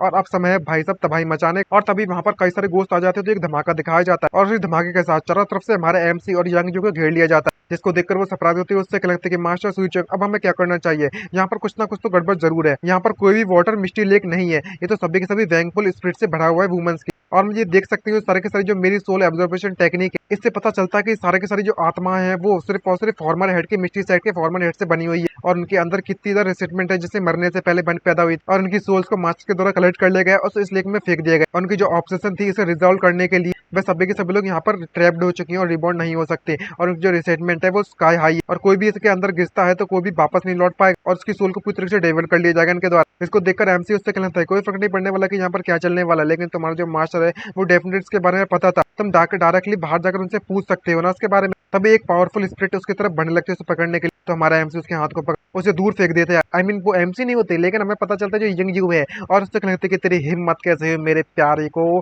पकड़ने की और हाथ लगाने की। जैसे ही एक इविल स्पिरिट हमारे एमसी की आंखों की तरफ घुसने की कोशिश कर, और तभी अचानक से उसका दिमाग दर्द करने लगता है बहुत ज्यादा तेजी, लेकिन हमारा एमसी तुरंत अपने हाथों से उसे बाहर निकाल देता है, जिससे कि उस गोश्त की बच जाती है। उसी का इस्तेमाल करके वहां पर वॉलीबॉल खेलने लगता है उसके साथ, और उसे दबाते उससे लगता है कि तुम वाकई मुझ पर हमला करना चाहते थे। बिल्कुल भी नहीं, ऐसा होने दूंगा, मुझ पर हमला करने के बारे में सोचना ही। तभी एक स्ट्रेच बॉल वहां पर गिरते हुए दिखाई देती है। इसका इस्तेमाल करता है हमारा एमसी पकड़कर, और उससे क्या लगता है कि अब समय आ चुका है इस आइटम का इस्तेमाल करने का। हे यंग जी हुए, क्या तुमने कभी टेबल टेनिस खेला। इसको देखकर वो कंफ्यूज होती है और उससे कहती है ये क्या होता है। तो हमारा एमसी बॉल के ऊपर फेंकता है, उससे क्या लगता है कि तुम्हें इतना शर्माने की जरूरत नहीं है, हमारे जो टेबल टेनिस वाली स्किल्स है वो काफी ज्यादा बेटर है और सबसे ज्यादा स्ट्रॉन्गेस्ट है मेरी टेबल टेनिस की। और उस गोश्त को बैट बनाकर, उस बॉल को टेबल टेनिस की बॉल बनाकर उन सभी के सभी गोश्त को मारना चालू कर देते हैं एक-एक कर। दूसरी तरफ हमें बाहर का सीन दिखाया जाता है जहां पर ये प्रीस्ट काफी पावरफुल बन चुकी होती है, और क्या लगता है कि उस गोश्त के द्वारा वुमन को खा लिया जा चुका, और जो डिवाइन वुमन के टीयर्स हैं वो जल्दी आने वाले हैं मेरे लिए। लेकिन उस लेक में अजीब तरीके की हरकतें होने लगती और उसमें से बहुत ज्यादा एनर्जी बाहर निकलती है, और सारे के सारे टेंटिकल टूट जाते हैं करके, और सभी लोग वहां से आजाद होने में कामयाब रहते हैं, और हमारा एमसी और यंगजी वहां से बाहर निकल जाते हैं बिल्कुल सुरक्षित। लेकिन इसको देखकर काफी खुश होती है और उससे कहते हैं कि सीनियर ब्रदर आप लोग बिल्कुल सुरक्षित हो, वाह मजा आ गया। और हमारा एमसी काफी गुस्से में उससे कहता है कि तुम होल्ड है कहीं के, तुम्हें पता भी आखिरकार कितने पर्सन का सामना करना पड़ा तुम्हारे कारण, वार्म अप ऑलरेडी खत्म हो चुका है, अब समय है असली फाइट करने का। इसको देखकर इसको काफी गुस्सा आती है, उससे लगता है कि तुम्हें देखकर तो ऐसा लगता है कि मुझे तुम्हें मारना ही पड़ेगा, अगर मैं तुम्हें नहीं मारूंगी तो मेरे प्लान काम नहीं होगा। इसको देखकर एमसी उससे कहते हैं कि तुम ओल्ड है कहीं के, तुमने अपने ही डिसिपल को सैक्रिफाइस कर दिया है, और प्रिटेंड करने के बारे में सोचना ही मत कि तुम सेक्ट के बारे में कंसर्न हो। काफी चिंता दिखाती है। मुझे लगता है ये यंग यू है और पूरे का पूरा जो एंटायर मिस्ट्री सेक्ट है उसे तुम्हारे द्वारा यूज किया जा रहा है। ये बात सुनकर वो काफी पावर रिलीज करती है और उससे कहने लगती है कि तो क्या हुआ, ये सभी के सभी लोग नंबर के बेवकूफ हो। हाँ, मेरे टूल्स है वो लोग, मुझे इस्तेमाल किया जा रहा है मेरे द्वारा इन सभी को, और टूल्स को सिर्फ और सिर्फ मेरे जवानी के लिए ही इस्तेमाल किया जा सकता है। और तभी अपनी वो स्पिरिचुअल एनर्जी से वहां पर एक सोल की फॉर्म बना लेती है जो कि काफी बड़ी हो जाती है, और उसे ऑर्डर देती है हमारे एमसी को मारने के लिए। तो हमारा एमसी उससे लगता है कि तुम अभी भी हार मानने के लिए तैयार नहीं हो और एक ही पंच में तुम्हें हराना पड़ेगा। लेकिन जैसे ही हमारा एमसी उस पर अटैक करता है तो पता चलता है कि वो सोल पर तो अटैक कर ही नहीं सकता, और उसके बाद एक ही अटैक में वो उस डॉगी और अपनी लिंगलिंग पर अटैक करने के लिए कूद पड़ते है वो सोल फॉर्म, जहाँ पर बुढ़िया उसे बताती है। उससे लगता है कि चांग था, तुम्हें इसके बारे में पता नहीं होगा, मुझे पता है कि तुम स्पिरिचुअल एनर्जी का इस्तेमाल नहीं कर सकते हो और तुम मेरी इस क्लोज कमेंट में ही हरा सकते हो, लेकिन जो सोल बॉडी है मेरी वो कन्वर्ट किया जा चुकी है रिसेंटमेंट से, पूरे के पूरे एक्सट्रैक्ट किया जा चुकी है सोल एब्जॉर्प्शन टेक्निक से। इसको देखकर एमसी की छटक जाती है और वो क्या लगता है कि चाहे वो स्पिरिचुअल एनर्जी मैजिक हो जाए फिर फिजिकल अटैक, इससे हम लोग इसे बिल्कुल भी चोट नहीं पहुंचा सकते। लगता है मुझे कुछ ना कुछ तो करना पड़ेगा, तुम बस इंतजार करो अपने मरने का। तुम ओल्ड गीजर कहीं के, तुम मेरे साथ प्ले करने में लगी हो, बिल्कुल सही तरीके से नहीं खेल रही हो, लेकिन तुम चीटिंग कर रही हो। इसको देखकर लिंगलिंग बोलने पड़ती है, जो सीनियर विद्यार्थी है बिल्कुल एक बार मुझसे कहा था, लेकिन दूसरी तरफ जो डॉगी होता है वो अपनी सीनियर विद्यार्थी को जगाकर उससे कहने लगता है कि हे फेंग ये तुम्हें जगना होगा, अगर तुम इस तरीके से सोते रहे तो हमारी पूरी की पूरी अलर्टमेंट वैली वाइब्रेट हो जाएगी। तभी शैंकी वहां पर आकर उससे कहने लगता है कि तुम सभी के सभी लोग आगे जाओ, मैं इसे पकड़ कर रखता हूँ। तो लिंगलिंग भी आगे आती है और उससे कहने लगती है कि हमारी अलर्टमेंट वैली कभी भी पीछे हटने के बारे में नहीं सोचती है बैटल से, और लेकिन दोनों के दोनों तो बुरी तरीके से मार खाकर दूर जाकर गिरते हैं। तो यंग यूई आगे आकर उससे कहते हैं कि मास्टर सीओजिया, एक्चुअली में जो मास्टर की जो सोल बॉडी है वो पूरी तरीके से इनविजिबल नहीं है, यहाँ पर अभी भी इनसे निपटने का एक तरीका है। ये सुनकर वो पूछता है कि तुम्हारे पास कोई रास्ता है, तो बताती है कि हाँ मेरे पास एक रास्ता तो है, लेकिन तुम्हें सोल एब्जॉर्प्शन टेक्निक का एक्सटेंड कर दूसरे के रिसेटमेंट का इस्तेमाल करना पड़ेगा और रिफाइन करना पड़ेगा सोल बॉडी, उसके बाद मास्टर से फाइट कर सकते हैं। लेकिन मैंने कभी भी इस टेक्निक का इस्तेमाल नहीं किया है। जो मास्टर की जो सोल बॉडी की रिसेटमेंट है वो काफी स्ट्रॉन्ग है, मुझे इस बात का डर है कि वो कभी भी हम उसका मुकाबला नहीं कर पाएंगे। तो एमसी उससे कहने लगता है कि यहाँ पर कोई तरीका नहीं है, लगता है कि मुझ पर ट्राई करो तुम इसे। तो डॉगी उससे कहने लगता है कि तुम यहाँ पर अभी भी डॉग की फीलिंग के बारे में सोच सकते हैं कि अपने फ्लर्ट करना बंद करो अभी। तभी यूयंग वहां पर अपनी टेक्निक का इस्तेमाल करती है और एनर्जी इकट्ठे करते उससे कहने लगता है कि मास्टर जियाचंग मैं स्टार्ट करने वाली हूँ, एक बार जो सोल बॉडी की फॉर्म है वो उसे तुम कंट्रोल कर सकते हो अपने एक्शन अनुसार। और तभी हमारे एमसी के ऊपर से भी एक सोल बॉडी बनने लगती है और क्या लगता है कि इसके लॉजिक को मैं समझ सकता हूँ, लेकिन ये तो पोकेमोन बॉटल की तरह लगने में लगा हुआ है या फिर किसी गंडम बैटल की तरह। जोर से चिल्लाते उससे क्या लगता है कि सोल कैप्चर जल्दी से आप तैयार हो जाओ। और तभी हमारे एमसी की भी सोल फॉर्म की वहां पर आ जाती है, जिसे देखकर हमारा एमसी पूरी तरीके से कंप्यूटर से शॉक हो जाता है और क्या लगता है कि अब समय आ चुका है मेरे सब्स्टिट्यूट अटैक करने का। और चिल्लाते हुए अटैक करते हुए उससे क्या लगता है कि अब तुम मेरे शूज यासेंग की स्ट्राइक को चुको, जो कि बहुत ज्यादा इनविजिबल है, मैं आ चुका हूँ तुम्हें हराने के लिए। और तभी एक जोरदार पंच मारता है उस बुढ़िया की सोल पर, लेकिन जब उस बुढ़िया को कुछ भी नहीं होता तो वो कहने लगते कि तुम मुझे हरा लोगे, वो भी तुम्हारे पास इतनी ज्यादा कम सोल रिसेटमेंट के साथ। तुम्हें पता है मेरे पास कितनी ज्यादा सोल हाईली प्योर सोल रिसेटमेंट है, और तुम जैसे तो यंग स्प्रेड जो कि अभी तो इस टेक्निक को सीखा है, तुम्हें लगता है कि तुम मुझे हराने में कामयाब रहोगे, लेकिन उसकी जो खरोंच होती है वो वापस से रिकवर होने लगती है। तो इसके बाद हमारा एमसी अपने हाथ को ऊपर करते हुए उससे कहने लगता है कि अगर ऐसी बात है तो तुम देखो अब मैं क्या करता हूँ, और एक ही झटके में उसकी सोल पावर के हाथ को वहीं पर तोड़ देता और उसके बाद उसकी गर्दन को पकड़कर उसके मारने के लिए आगे बढ़ता है और जोर जोर से जमीन पर मुक्के दे मारना चालू कर देता है। और जब बैक टू बैक बुरी तरीके से पीट लेता है तो वो लड़की कुछ भी नहीं कर पाते और क्या लगता है कि तो मुझे अंडर एस्टिमेट करने के बारे में सोचना भी। और बुरी तरीके से मार खाने के बाद बुढ़िया वहीं पर गिर जाती है और हमारा एमसी काफी सख्त लौंडा वाला चेहरा बनाता है और क्या लगता है कि जो रिसेटमेंट है वो हमारे जैसे कल्टिवेटर्स के मुकाबले तुम्हारी कोई भी रिसेटमेंट नहीं है, जो कि 10 सालों से हाईली प्योर रिसेटमेंट जो मेरे अंदर बैठी है, जिससे कि मैं कल्टिवेट नहीं कर पा रहा हूँ, उसका मुकाबला कोई नहीं कर सकता। तभी लिंगलिंग इसको देखकर काफी खुश होते हैं, उससे क्या लगता है कि मुझे इस बात का भरोसा नहीं होता कि मेरे सेकंड सीनियर ब्रदर की जो बॉडी है उसको इस तरीके से भी यूज किया जा सकता है। तो डॉगी भी उससे क्या लगता है कि इसकी रिसेटमेंट के टर्म में देखा जाए तो ये बंदा किसी को भी बीट सकता है, अब ये पक्का जीतने वाला। इसके बाद इस बुढ़िया को काफी ज्यादा गुस्सा आने लगती है, तो बुढ़िया तो नहीं कहेंगे यार, लेकिन या प्रीस्टिस कह लेंगे तो ज्यादा बेटर है।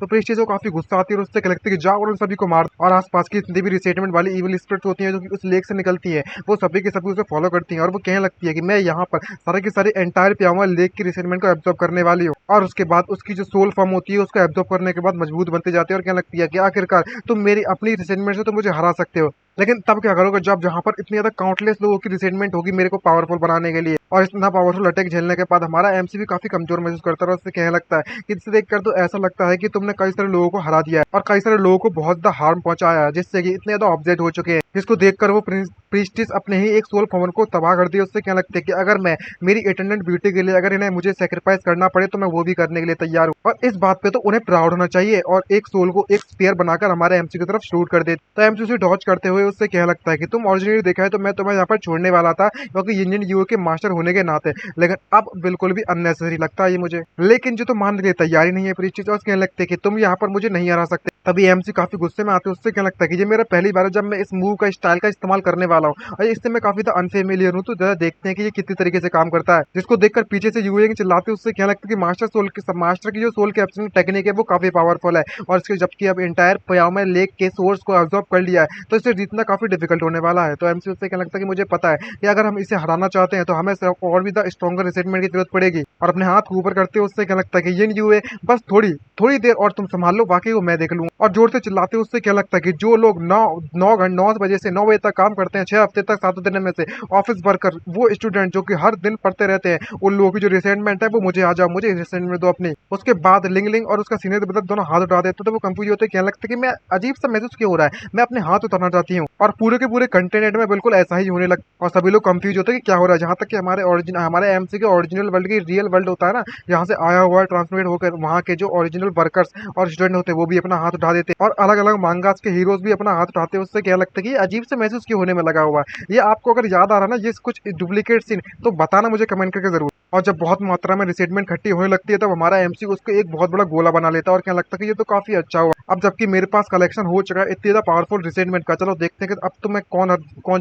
कैसे जीतती हूँ मुझसे। और फुल फोर्स में उस सोल पर अटैक करना चालू कर देते और उसी के साथ वहां पर एक जोरदार धमाका का सीन दिखाया जाए जिससे कि इस बुढ़िया के सारे अटैक टूट जाते हैं और वो क्या लगता है कि ये इम्पॉसिबल है, मैं इसे मानने के लिए तैयार नहीं हूँ, मैं तुमसे नहीं हार सकती हूँ, मैं कैसे हार गई तुमसे। तो एमसी से समझाते हुए आता है पास में और क्या लगता है कि मैंने तुमसे कहा था कि मेरे पास कम से कम मिलियन टाइम्स की रिसेटमेंट मौजूद है और जो कमिट करते हैं इनजस्टिस को उसको रिट्रीब्यूशन जरूर मिलता है। और जब वो सोल फ्रेगमेंट्स टूट जाते हैं तो उसको देखकर लिंगलिंग कहने लगते हैं कि ये जरूरी वही सोल सेटर्स होंगी जिनका इस्तेमाल इसने किया था। और जैसे ही वो उसे टच करती है तो उसकी मेमोरी उसके अंदर जाने लगती है और यहाँ पर हमें पता चलता है कि ये तो प्यावे सेट की प्रिस्टिस की मेमोरी होती है। यहाँ पर एक बंदा आकर उससे कहने में लगा हुआ था कि जब कल्टीवेशन के पीक पर पहुंच जाऊंगा तब मैं तुमसे शादी करने के लिए आऊंगा। और ये प्रिस्टिस तुरंत फट जाती है और उससे कहती है कि जिससे पहले कि तुम अपना सेक्रिफिकेशन खत्म करो मैं भी अपने ओल्ड वाले दिनों में पहुंच जाऊं। जिसको सुनकर ये क्या लगता है कि ये बात बिल्कुल भी सच नहीं है, जबकि तुम भले ही बुढ़ी को ना हो जाओ तब भी मैं तुमसे शादी करने के लिए आऊं। लेकिन इतनी बुढ़ी होने के बाद भी बंदा वहां पर नहीं लौट के आता और क्या लगता है कि वो ऑलरेडी मैं बुढ़ी हो चुकी हूँ शैनी, आखिरकार तुम वापस क्यों नहीं आए। तो वो किसी से पता चलता है कि जो शैनी वो तो ऑलरेडी सेकुलिन से बाहर निकल चुका है और वो कल्टिवेट नहीं कर। ये बात सुनकर इसका दिल पूरी तरह से टूट जाता है और क्या लगता है कि शैनी तुमसे मुझसे झूठ बोला, तुमने मुझसे झूठ बोला और मैं पूरे के पूरे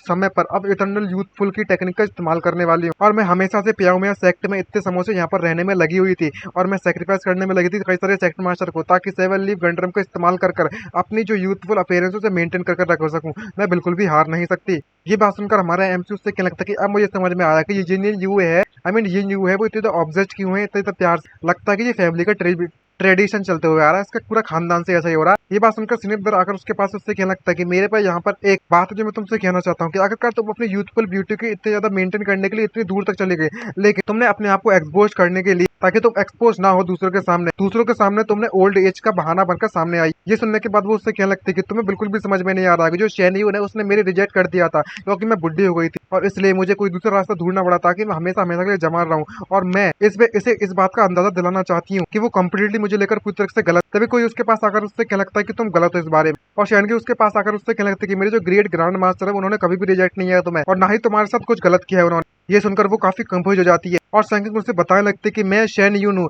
मेरे ग्रैंड मास्टर शैन यून मेरे ग्रैंड मास्टर है और उन्होंने मुझसे कहा था एक समय पर कि उनकी एक ऐसा मैटर था प्यामे सेट के साथ जो कि पूरी तरह से अनफिनिश्ड है। अगर तुम प्यामे सेट में कभी जाती है तो मैं चाहता हूँ कि मेरे पास्ट के जो ग्रेवियंस है तुम उसे रिजल्व करने में मेरी मदद कर और इसीलिए मैं यहाँ पर आई हुई हूँ प्यामे सेट में। जिसको सुनकर डॉगी उससे कहना लगता है कि जरा एक मिनट रुको, लेकिन तुमने हमसे नहीं कहा था कि तुम इन्वेस्टिगेट करना चाहती हो प्यामे सेट के फीमेल डीमन के, क्योंकि यहाँ पर तुम्हें कुछ ना कुछ गलत लगने में लगा था, लेकिन तुम यहाँ पर तो कोई और रीजन बता रही और अब तुम कह रही हो कि तुम अपने ग्रैंड मास्टर के काम करने के लिए आई हो यहाँ पे। इसको सुनकर वो घबरा जाता है और कहने लगता है ओह ऐसी बात है क्या। जहाँ पर वो चिल्लाते हो उससे कहने लगते हैं कि शैनी बहुत ज्यादा अपराइट और हॉनरेबल बंदा तो आखिरकार मैं अपने आप को कैसे छुपा सकता हूँ। ये बात इतनी है कि जो प्यामे सेट के लोग हैं वो काफी ज्यादा पॉइजनस है, वो लोगों की फीलिंग्स को डिसीव करते हैं और मैं इस बात को लेकर काफी ज्यादा गुस्से में थी और मैं यहाँ पर एक्सप्लेनेशन मांगने के लिए आई। ये बात सुनकर हमारा सीनियर ब्रदर उससे कहने लगता है एमसी का हम सभी के सभी लोग अडल्ट है, यहाँ पर कुछ भी म्यूचुअल कंसर्न जैसा कुछ भी नहीं है। और तभी वो अपने बालों को खोलते हुए उससे कहने लगती है कि एक्चुअली मैं बॉय की तरह लड़के की तरह डिस्कस कर एक लड़की और सभी को पता चलता है ये लड़की है। गाइस मजाक कर रहा था, हमें पहले से पता चली लड़की थी,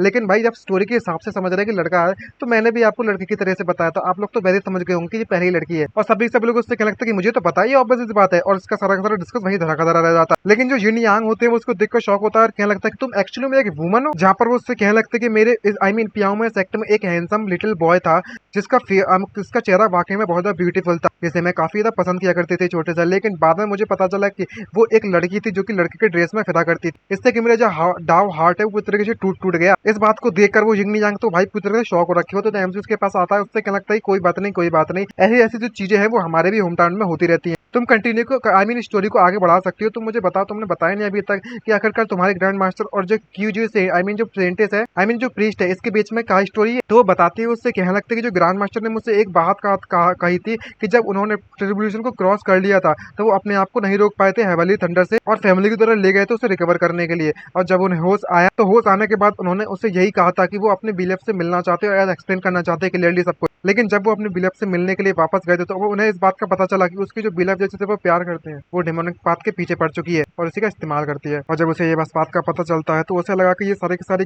गलती उसकी और पूरा का पूरा दिल उसका टूट टूट कर ढेर हो जाता है और कभी भी हिम्मत नहीं जुटा पाया वापस तुम्हें देखने के। इसको सुनकर ऐसे गुस्सा आती है और कहने लगती है कि तुम झूठ बोलने में लगे हो, शेन यू कहाँ पर है, मैं उस हार्टलेस मैन से देखना चाहती हूँ, मिलना चाहती हूँ। तो ये कहती है कि मेरे ग्रैंडफादर ऑलरेडी पास्ट अवे हो चुके, मर चुके। ये बात जानकर ये काफी शौक से भर जाती है, जहाँ पर वो बताती है कि जिससे पहले कि मेरे ग्रैंडफादर मरे थे उन्होंने हमसे कहा था कि उन्होंने तुम्हें पूरी पूरी जिंदगी भर काफी ज्यादा दुख दिया है और इसलिए इस बात को वो रिग्रेट करते हैं। ये बात सुनकर वो रोना चालू कर देती है और लिंग लिंग भी रोने लगती है और कहने लगती है कि इतना हार्ट ब्रेकिंग लव स्टोरी है, मानना पड़ेगा ये कितनी पिटी वाली बात है इन लवर्स के लिए, इसे भूला नहीं जा सकता कभी भी। सीनियर उधर कहने लगता है कि आखिरकार दोनों के दोनों एक दूसरे से इतना ज्यादा अलग कैसे हो सकते हैं। इनकी फालतू के लेक्चर सुन के हमारा एमसी दोनों को पीटते उससे कहने लगता है कि पहली बात तो ये कि क्यूजी को इस प्रिस्ट ने काफी ज्यादा लोगों को अपनी सेल्फ इंटरेस्ट के लिए काफी नुकसान पहुंचाया है। और दूसरी बात यह ग्रैंड मास्टर्स को ये पता था लेकिन फिर भी वो प्रॉब्लम से दूर भागते रहे। क्लियरली सी बात है कि सारी गलती इन दोनों की है। अगर वो चाहते तो जानबूझ के बाद उनकी इतनी एबिलिटी थी कि इनसे आकर बात कर सकते थे और अपनी रेस्पॉन्सिबिलिटी से भाग नहीं सकते थे। और बोलता है कि इसकी जो स्टोरी है जो दो लोगों के प्यार के बीच की स्टोरी है, दोनों के दोनों लव ब्रेन की है। और यहाँ पर बहुत ज्यादा ऐसी चीजें जो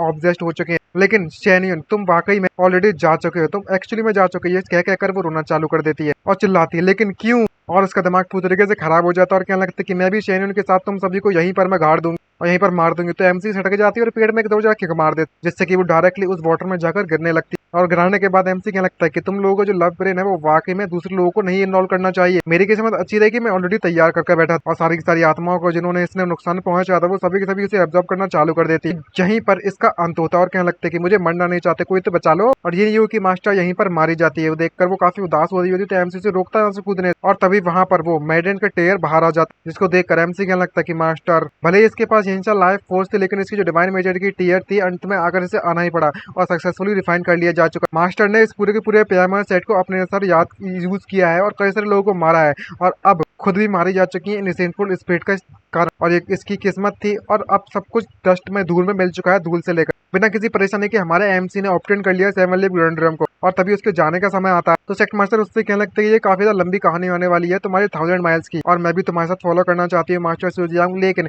जो पियामा सेक्ट है अभी भी उसे मेरी काफी ज्यादा जरूरत है। ये सुनकर एमसी क्या लगता है कि यहाँ पर काफी ज्यादा अच्छी बात है कि तुम्हारा जो लव ब्रेन है वो फाइनली क्रोड हो चुका है, ये जो बीमारी है वो ठीक रहे तो बेटर रहेगा। और तभी वो एक रिंग देते हैं उससे कहने लगते कि मास्टर सीजियांग मुझे पता है कि तुम काफी ज्यादा परेशान हो मुझसे और हमारे इस पियामा सेट के इंटरनल स्ट्रिप में तुम्हें घसीटा गया था, लेकिन इसके लिए मैं काफी ज्यादा माफी मांगती हूँ और ऑफर के तौर पर मैं अप्रिशिएशन के तौर पर अपना टोकन देना चाहती हूँ। ये सुनकर वो कहने लगता है कि एक स्टोरेज तुम्हें तो पता रहा है कि स्पिरिचुअल एनर्जी का इस्तेमाल नहीं कर सकता मैं एक्टिवेट करने के लिए। इसको देखकर वो बताती है कि ये एक ओल्ड स्टाइल की आइटम है, इसे सिर्फ और सिर्फ इनकारनेट जाने की एक वर्ड बोलना है और ये स्पिरिचुअल एनर्जी की जरूरत नहीं पड़ती यूज करने की। ये सुनकर वो खुश हो जाता है और कहने लगता है कि तो परफेक्ट है मेरे लिए। तो सेक्ट मास्टर उससे कहने लगता है कि अभी भी यहाँ पर काफी अफेयर्स है जो मैं निपटाना चाहती हूँ तो मैं काफी समय तक तुमसे नहीं मिलूंगी। तो एमसी बाय बाय कहते वहां से जाने लगता है और कहने लगता है जब मेरी कल्टिवेशन कंप्लीट हो जाएगी तो मैं तुमसे विजिट करने के लिए जरूर आऊंगा यहाँ पे। और काफी खुश नजर आ रहा होता है जिसको देखकर कह रहा होता है मन में सोचते हुए कि मैं फाइनली स्टोरेज रिंग का भी इस्तेमाल कर सकता हूँ। लेकिन उसको देखकर क्या लगता है कि सेकंड सीनियर इधर तुम वाकई में पढ़ो तो स्लो हो। तो एमसी उससे क्या लगता है कि फैंक मुझे ऑलरेडी जा चुके हैं क्या। तो लिंग लिंग उसे बताने लगता है कि जो बिग सीनियर ब्रदर है वो ऑलरेडी जा चुके हैं और वो इस यंग यांग ली जी को घर वापस ले जाना चाहते हैं, वरना जो फिफ्थ सीनियर सिस्टर है वो पूरी की पूरी किचन को जलाकर राख कर देगी। तो एमसी उसको देखकर कहने लगता है कि तुम्हें चिंता करने की जरूरत नहीं इसके बारे में, जरा मेरी स्टोरेज रिंग को तो देखो। तो डॉगी उससे पूछता है कि तुम आखिरकार इसे क्यों शो ऑफ करने में लगे हुए हो, क्या तुम इसे यूज भी कर पाओगे। तो एमसी कहने लगता है कि जरा तुम देखो तो ऑफकोर्स मैं इसका इस्तेमाल कर सकता हूँ, तो भरोसा नहीं होता तुम्हें क्या। और तभी भी एक शब्द का इस्तेमाल करता है कि यूनिवर्स बाउंडलेस है और ओपन हो जाए। और जैसे ही हमारा ओसी ओपन करता है हमारा एमसी उस स्टोरेज रिंग को तो क्या देखता है स्टोरेज रिंग के अंदर भाई साहब पूरी की पूरी यूएजन पड़ी होती है उसके अंदर। यूए जो भी नाम है सेक्ट मास्टर पड़ी होती है पियामा सेक्ट भाई साहब। जब बाहर निकलती है तो कतई बवाल लग रही होती है और इसे देखने के बाद दोनों के दोनों पूरी तरह से शॉक हो जाते हैं और वो सेक्ट मास्टर उसके पैर पकड़ लेती है एमसी को उससे कहते कि मास्टर सूजियांग इस बार मैं आपने मेरी बहुत मदद की, मेरे पूरे के पूरे पियामा सेट के इंटरनल स्ट्रिप को साफ करने के लिए मदद की थी मेरी, और मैं अब नहीं चाहते कि आप इस जगह को छुड़ के चला जाए, इसलिए मैंने डिसाइड किया है कि मैं अब अंत तक आपके साथ रहूंगी और कभी भी आपसे सेपरेट नहीं होंगे। और इस तरीके की ठरकी बिहेवियर को हमारा एमसी सहन नहीं कर पाता और एक मुक्का मारकर उसे बहुत बहुत बहुत दूर पहुंचा देता है। और तभी 5 दिन बाद का सीन दिखाया जाता है जहां पर शेंग की उससे कहने लगता है कि ब्रदर मैं ऑलमोस्ट घर पहुंच चुकी हूँ, आपको मुझे वापस भेजने की जरूरत जरूरत नहीं है। तो एमसी उससे क्या लगता है कि ये हमारी किस्मत है, हम भी तुम्हें हम ले जाना चाहते हैं, इतना पोलाइट होने की जरूरत नहीं है। जहाँ पर वो कहने लगती है कि तुम ऑलरेडी मुझे मेरे घर के दरवाजे तक तो ला चुके हो और कितना अंदर जाओगे भाई। तो एमसी उसे देखकर कहने लगता है कि यही तो पॉइंट है, यही इसीलिए तो मैं चाहता हूँ। और आखिरकार अगर मैं अंदर नहीं आऊंगा तो कॉन्सेंट्रेशन स्प्रिंग एंड जो बोन ट्रांसफॉर्मेशन हाउलिंग डे वाली टेक्निक है कैसे उधार लूंगा तुमसे। इसको देखकर वो कंफ्यूज होती है और उससे लगती है कि तुम अभी भी इसे उधार लेना चाहते हो मेरी उस टेक्निक को। मुझे इस बात का डर है कि ये पॉसिबल नहीं है, क्योंकि यूजुअली देखा जाए तो इस चीज को ट्रेजरी में रखा गया और मेरे फादर के अलावा उस जगह पर कोई भी नहीं दे सकता। इसको देखकर एमसी उससे क्या लगता है कि तुम यहाँ के यंग मास्टर हो पूरे पूरे तैनवल साइड के। मैंने सही कहा ना, अगर तुम हमें अंदर ले जाओगे तो परेशानी वाली बात नहीं होगी। तब उससे कहने लगती है कि सभी के सभी लोग इस बारे में जानते हैं कि हमारा जो तियानवे सेक्ट है वो हॉन्गमैन उसका जो हॉन्गमैन टेरिजरी है, आई मीन ट्रेजरी है, खजाना है, उसमें काफी ज्यादा काउंटलेस डिवाइन ट्रेजर रखे हुए हैं। यहाँ तक कि जो इंस्पेक्शन इंस्टीट्यूट की जो ट्रेजर होती है उसके भी हमारे मुकाबले में कुछ नहीं है। वो तो आखिरकार मैं पॉसिबली एक आउटसाइडर को अंदर कैसे ले जा सकती हूँ। ये बात सुनकर एमसी धमकाते उससे कहने लगता है जो तियानवे सेक्ट का जो यंग मास्टर है वो एक लड़का बनकर इधर उधर घूमने में लगा होता, वो भी प्याओमा सेक्ट में। इसका मतलब ये हुआ कि ये बिल्कुल भी सही नहीं रहता तुम्हारे कैरेक्टर पर। लेकिन तुम मेरी बात सुनो, दोनों को दोनों इस बात को जितना ज्यादा हो सके उतना ज्यादा फैला देना और इतना हो जाता है नमक मिर्च मसाला डाल के बताना दूसरे लोगों को, ताकि और भी ज्यादा रियलिटी और झूठ में पता ना चल पाए। ये बात सुनकर वो दोनों इस बात से एग्री हो जाते हैं। और जब इस तरीके से इसे धमकाया जाता है तो उसके पास कोई भी ऑप्शन नहीं बचता और कहने लगती है कि ठीक है मैं तुम्हें अपने साथ ले जाती हूँ। और फाइनली हमारा एमसी मान जाता है और कहने लगता है कि तुम्हें पहले मान जाना चाहिए था, तुम काफी रीजनेबल बंदे हो। तो वो उससे कहने लगता है कि मैं तुम्हें सिर्फ और सिर्फ कुछ ही देर के लिए वहां पर ले जा सकती हूँ, उसके बाद तुम दूसरे सिगरेट मैनुअल पर नहीं देख सकते। इसको देखकर हमारा एमसी वापस से न्यूज देता है और कहने लगता है कि जाओ फैलाते तो खबर। और बेचारी धमकियाने के कारण कुछ कर भी नहीं पाती और कहने लगता है कि उसके पास कोई भी ऑप्शन नहीं है, ठीक है मैं तुम्हें ले जाने देता और परमिशन देती हूँ कॉपी करने की। तो एमसी कहने लगता है कि यंग मास्टर्स है ना वाकई में बहुत ज्यादा अच्छा दिल है उनका। और तभी चुपके चुपके वो लोग जाने लगते। इसको देखकर वो पूछते हैं कि आखिर का जो तुम यहाँ के यंग मास्टर नहीं हो तो चुपके चुपके क्यों जा रहे हो। तो वो कहने लगती है कि तुम जहाँ पर शांत रहो, ये काफी लंबी कहानी है, तो मैं तुम्हें सीक्रेट दरवाजे से अंदर ले जा रही हूँ, क्योंकि ये सीक्रेट है और सिर्फ वो सेक्ट लीडर और उसके सक्सेसर को ही पता रहता है, तो तुम्हें इसको सीक्रेट रखना होगा हमेशा हमेशा के लिए। तो एमसी कहने लगता है कि तुम्हें चिंता करने की जरूरत नहीं है बिदरचैन, एक बार मुझे जो ट्रांसफॉर्मेशन हाउलिंग डे टेक्निक मिल जाएगी तो हम यहाँ पर आपका एहसान बनाए रखेंगे और कभी भी इस बारे में नहीं भूलेंगे, ना ही किसी को बताएंगे इस बारे में। तभी वो मैकेनिज्म एक्टिवेट कर देते और तभी वहां पर एक सीक्रेट दरवाजा खुल जाता है और वहां पर बहुत ही ज्यादा भयानक महंगे महंगे ट्रेजर पड़े होते हैं, जिसको देखकर लिंगलिंग काफी सरप्राइज होती है और कहने लगती है कि इतने ज्यादा ट्रेजर, मानना पड़ेगा ये वाकई में एक हेवनली ट्रेजर है जो कि काउंटलेस हेवनली स्पिरिट और अर्थली ट्रेजर को यहाँ पर खड़ा करके रखती है, आई मीन खट्टा करके रखती है। तो एमसी उससे कहने लगता है जो 93 और सेक्ट के स्पेशलिटी है वो स्पिरिट आर्टिफैक्ट है और ट्रेजर। जरा अपने क्लूलेस फेसेस को तो देखो कितना बेकार लग रहा है। और तभी वो वहाँ शेंगुइन उसके जेब से उसकी जो मेडिसिन होती है वो वापस मांग लेती है और कहने लगती है कि एक और बोतल निकालो जो तुमने चुराई। और वापस लेने के बाद कहने लगती है कि हमारे सेक्ट में कुछ भी ऐसी चीज नहीं है जो कि यहाँ पर मौजूद ना हो, सिर्फ और सिर्फ कुछ ऐसी चीजों को छोड़ के। अगर तुम इन्हें चाहते हो तो मैं तुम्हें कुछ बोटल्स दे सकती हूँ इसके बदले में, लेकिन तुम्हें इस तरीके से चुराने की जरूरत नहीं है, शर्मिंदा मत करो हमें। ये बात सुनकर लिंगलिंग खुश हो जाती है और कहने लगती है कि तुम कुछ बोटल्स मुझे ऐसे ही दे दोगी। तो वो देखकर काफी सरप्राइज होती है, हमसे उससे कहने लगता है कि तुम तो वाकई में बहुत ज्यादा अमीर हो, मानना पड़ेगा, तुम तो कैजुअली दे सकती हो ऐसी चीजों। तभी ये लौंडी हमारे एमसी को वापस से वो टेक्निक देते हैं, उससे कहने लगती है जो बोन ट्रांसफॉर्मेशन हाउलिंग डे टेक्निक है, लो तुम जो चाहती थी मैंने वो तुम्हें दे दिया है। इसको देखकर एमसी कहने लगता है तुम इतनी डायरेक्टली मुझे दे रही हो, कहीं तुम मुझे नकली वाली तो नहीं दे रही। तो वो उससे कहने लगते कि ब्रदर तुम वाकई में बहुत ज्यादा काइंड थे मुझे और मेरी काफी मदद भी की थी म्याओ सेक्ट में, और इसलिए मैं तुम्हें अपने बेनिफिटर को कभी धोखा नहीं दे सकता। और ये काफी कल्टीवेशन मैनुअल ही तो है और क्या है, और ये कोई सीक्रेट वगैरह तो है नहीं हमारा। जिसको देखकर वो कहने लगता है कि आखिरकार तुमने मुझे इससे पहले क्यों रोका था। तो वो उससे कहने लगते हैं कि मैं पहले तुम्हें हॉन्गमैन ट्रेजरी में नहीं ले जा सकती थी, रिसेंटली मेरे फादर ने सडनली यहाँ पर जो कंट्रोल है ट्रेजरी का वो काफी टाइट कर दिया है और मेरे अलावा और उनके अलावा कोई भी एक्सेप्ट यहाँ नहीं आ सकता। तभी उसे एक अजीब सी स्मेल आती है और कहने लगती है कि इस बार हम लोग चुप चुप कर अंदर आ चुके हैं, तो जितना हो सके उतना ज्यादा बड़ा बवाल मत मचा, इस मैनुअल को देखो और पहली फुर्सत में निकल जाए। लेकिन जैसे पीछे मुड़कर देखती है तो हमारा एमसी तो वहां पर पिल रिफाइन करने में लगा हुआ है, वो भी इसका सहारा लेकर, और उसको देखकर सरप्राइज होती है, कहने लगती है कि तुम ये क्या कर रहे हो। तो एमसी खुश होते हैं, उससे कहने लगता है कि अल्केमी रिफाइनिंग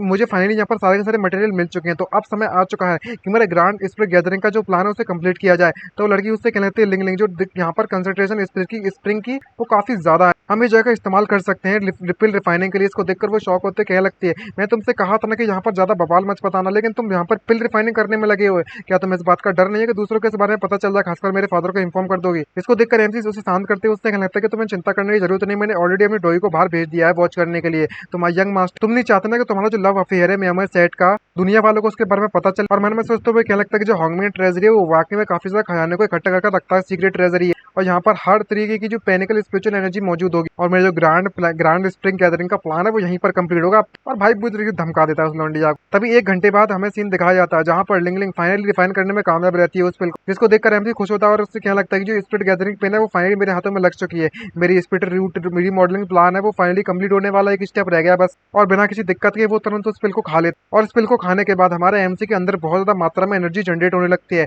और बहुत ज्यादा प्रेशर भी रिलीज होता है और उस हिस्से की वो दोनों प्रेशर को झेल नहीं पाते और हमारा एमसी काफी खुश होते हैं। उससे क्या लगता है कि अच्छा तो ये है फीलिंग स्पिरिचुअल एनर्जी का इस्तेमाल करने का। जिसको देखकर शैंको उससे क्या लगता है जो स्पिरिचुअल एनर्जी है वो वाकई में पूरे के पूरे सीनियर ब्रदर को घेर कर रखा हुआ है और वो एक जगह पर सक्सेसफुल हो चुकी है और ये काफी ज्यादा इफेक्टिव वो पूछती है। तो हमारा एमसी उससे क्या लगता है कि जो बिल्कुल पहले की तरह जो जिस मूवमेंट पर जो यहाँ पर कई सारी मात्रा में स्पिरिचुअल एनर्जी मेरी बॉडी में आई थी लेकिन वो गायब हो जाती थी, लेकिन इस बार मैं पूरी तरीके से तैयार और वो बोन रिफाइनमेंट हालूडे टेक्निक का इस्तेमाल करता है जिससे कि इसकी पूरी की पूरी बॉडी की तरफ एनर्जी इकट्ठी होने लगती है। जिसको देखकर मन में सोचते हुए कहने लगता है कि स्पिरिचुअल एनर्जी है वो वाकई में मानना पड़ेगा जो इस टेक्निक का इस्तेमाल कर काम करने में लगी हुई है। अनफॉर्चुनेटली जो प्रीवियस प्रिस्क्रिप्शन मुझे मिली थी रेडर स्पिरिचुअल एनर्जी की थी इससे कि वो काम नहीं कर पा रही और मेरे इस टेक्निक का इफेक्टिवनेस सही नहीं थी, लेकिन इस बार स्पिरिचुअल एनर्जी काफी ज्यादा एंडलेस है एक तरीके से मेरे पास काफी मौजूद और जो स्पिरिट गैदरिंग पिल है इसका इस्तेमाल मैं अच्छी तरीके से कर सकता और बिना किसी परेशानी के उसकी स्पिरिचुअल एनर्जी को पकड़ने में कामयाब रहता है। और क्या लगता है कि फाइनली अब मैंने इसे रिफाइन कर लिया है बोन ट्रांसफॉर्मेशन हाउलिंग डे टेक्निक को, तो जो मेरी बॉडी है मॉडिफाइड हो चुकी है और वो स्पिरिचुअल एनर्जी को यूज कर सकती है। इतने सालों बाद फाइनली मैं इसे इस्तेमाल कर सकता हूँ, सक्सेसफुल हो चुका हूँ। लेकिन शैंकुंग उसके पास आकर उससे कहने लगता है कि लेकिन ब्रदर इशू आपको सावधान होना चाहिए, जो बोन ट्रांसफॉर्मेशन हाउलिंग डे टेक्निक है वो तुम्हारे बोन्स को बदल सकती है, लेकिन जो प्रोसेस है वो काफी ज्यादा अनइमेजिबल दर्द वाली चीज होने वाली है और ऑर्डनरी लोग इसे सहन नहीं कर पाएंगे। इसको सुनकर वो क्या एमसी कहने लगता है लेकिन मुझे तो कुछ भी फील नहीं हो रहा। और तभी अचानक से वहां पर अजीत की आवाज आने लगती और हमारे एमसी को भी कुछ होने लगता है और तभी वहां पर एक जोरदार धमाका होता है। जो धमाके में बहुत भाई क्या ही सब लोग शॉक हो जाते हैं और क्या लगता है कि सेकंड सीनियर ब्रदर कहीं आपको कुछ होता ना गया। और इसी सरप्राइजिंग न्यूज के साथ मैं इस पार्ट को खत्म करता हूँ इस धमाके के साथ। नेक्स्ट पार्ट में पता चला है कि धमाके के साथ एमसी का क्या हुआ, बिल्कुल सुरक्षित ठीक है या फिर थोड़ी बहुत उसकी हालत खराब है या फिर बहुत ज्यादा हालत खराब है, क्या ये कामयाब हो या नहीं हो तो बाद में पता चलेगा। तो मिलते हैं नेक्स्ट वीडियो में, bye bye, senior and signing out और अपना ख्याल रखिएगा गाइस, बाय।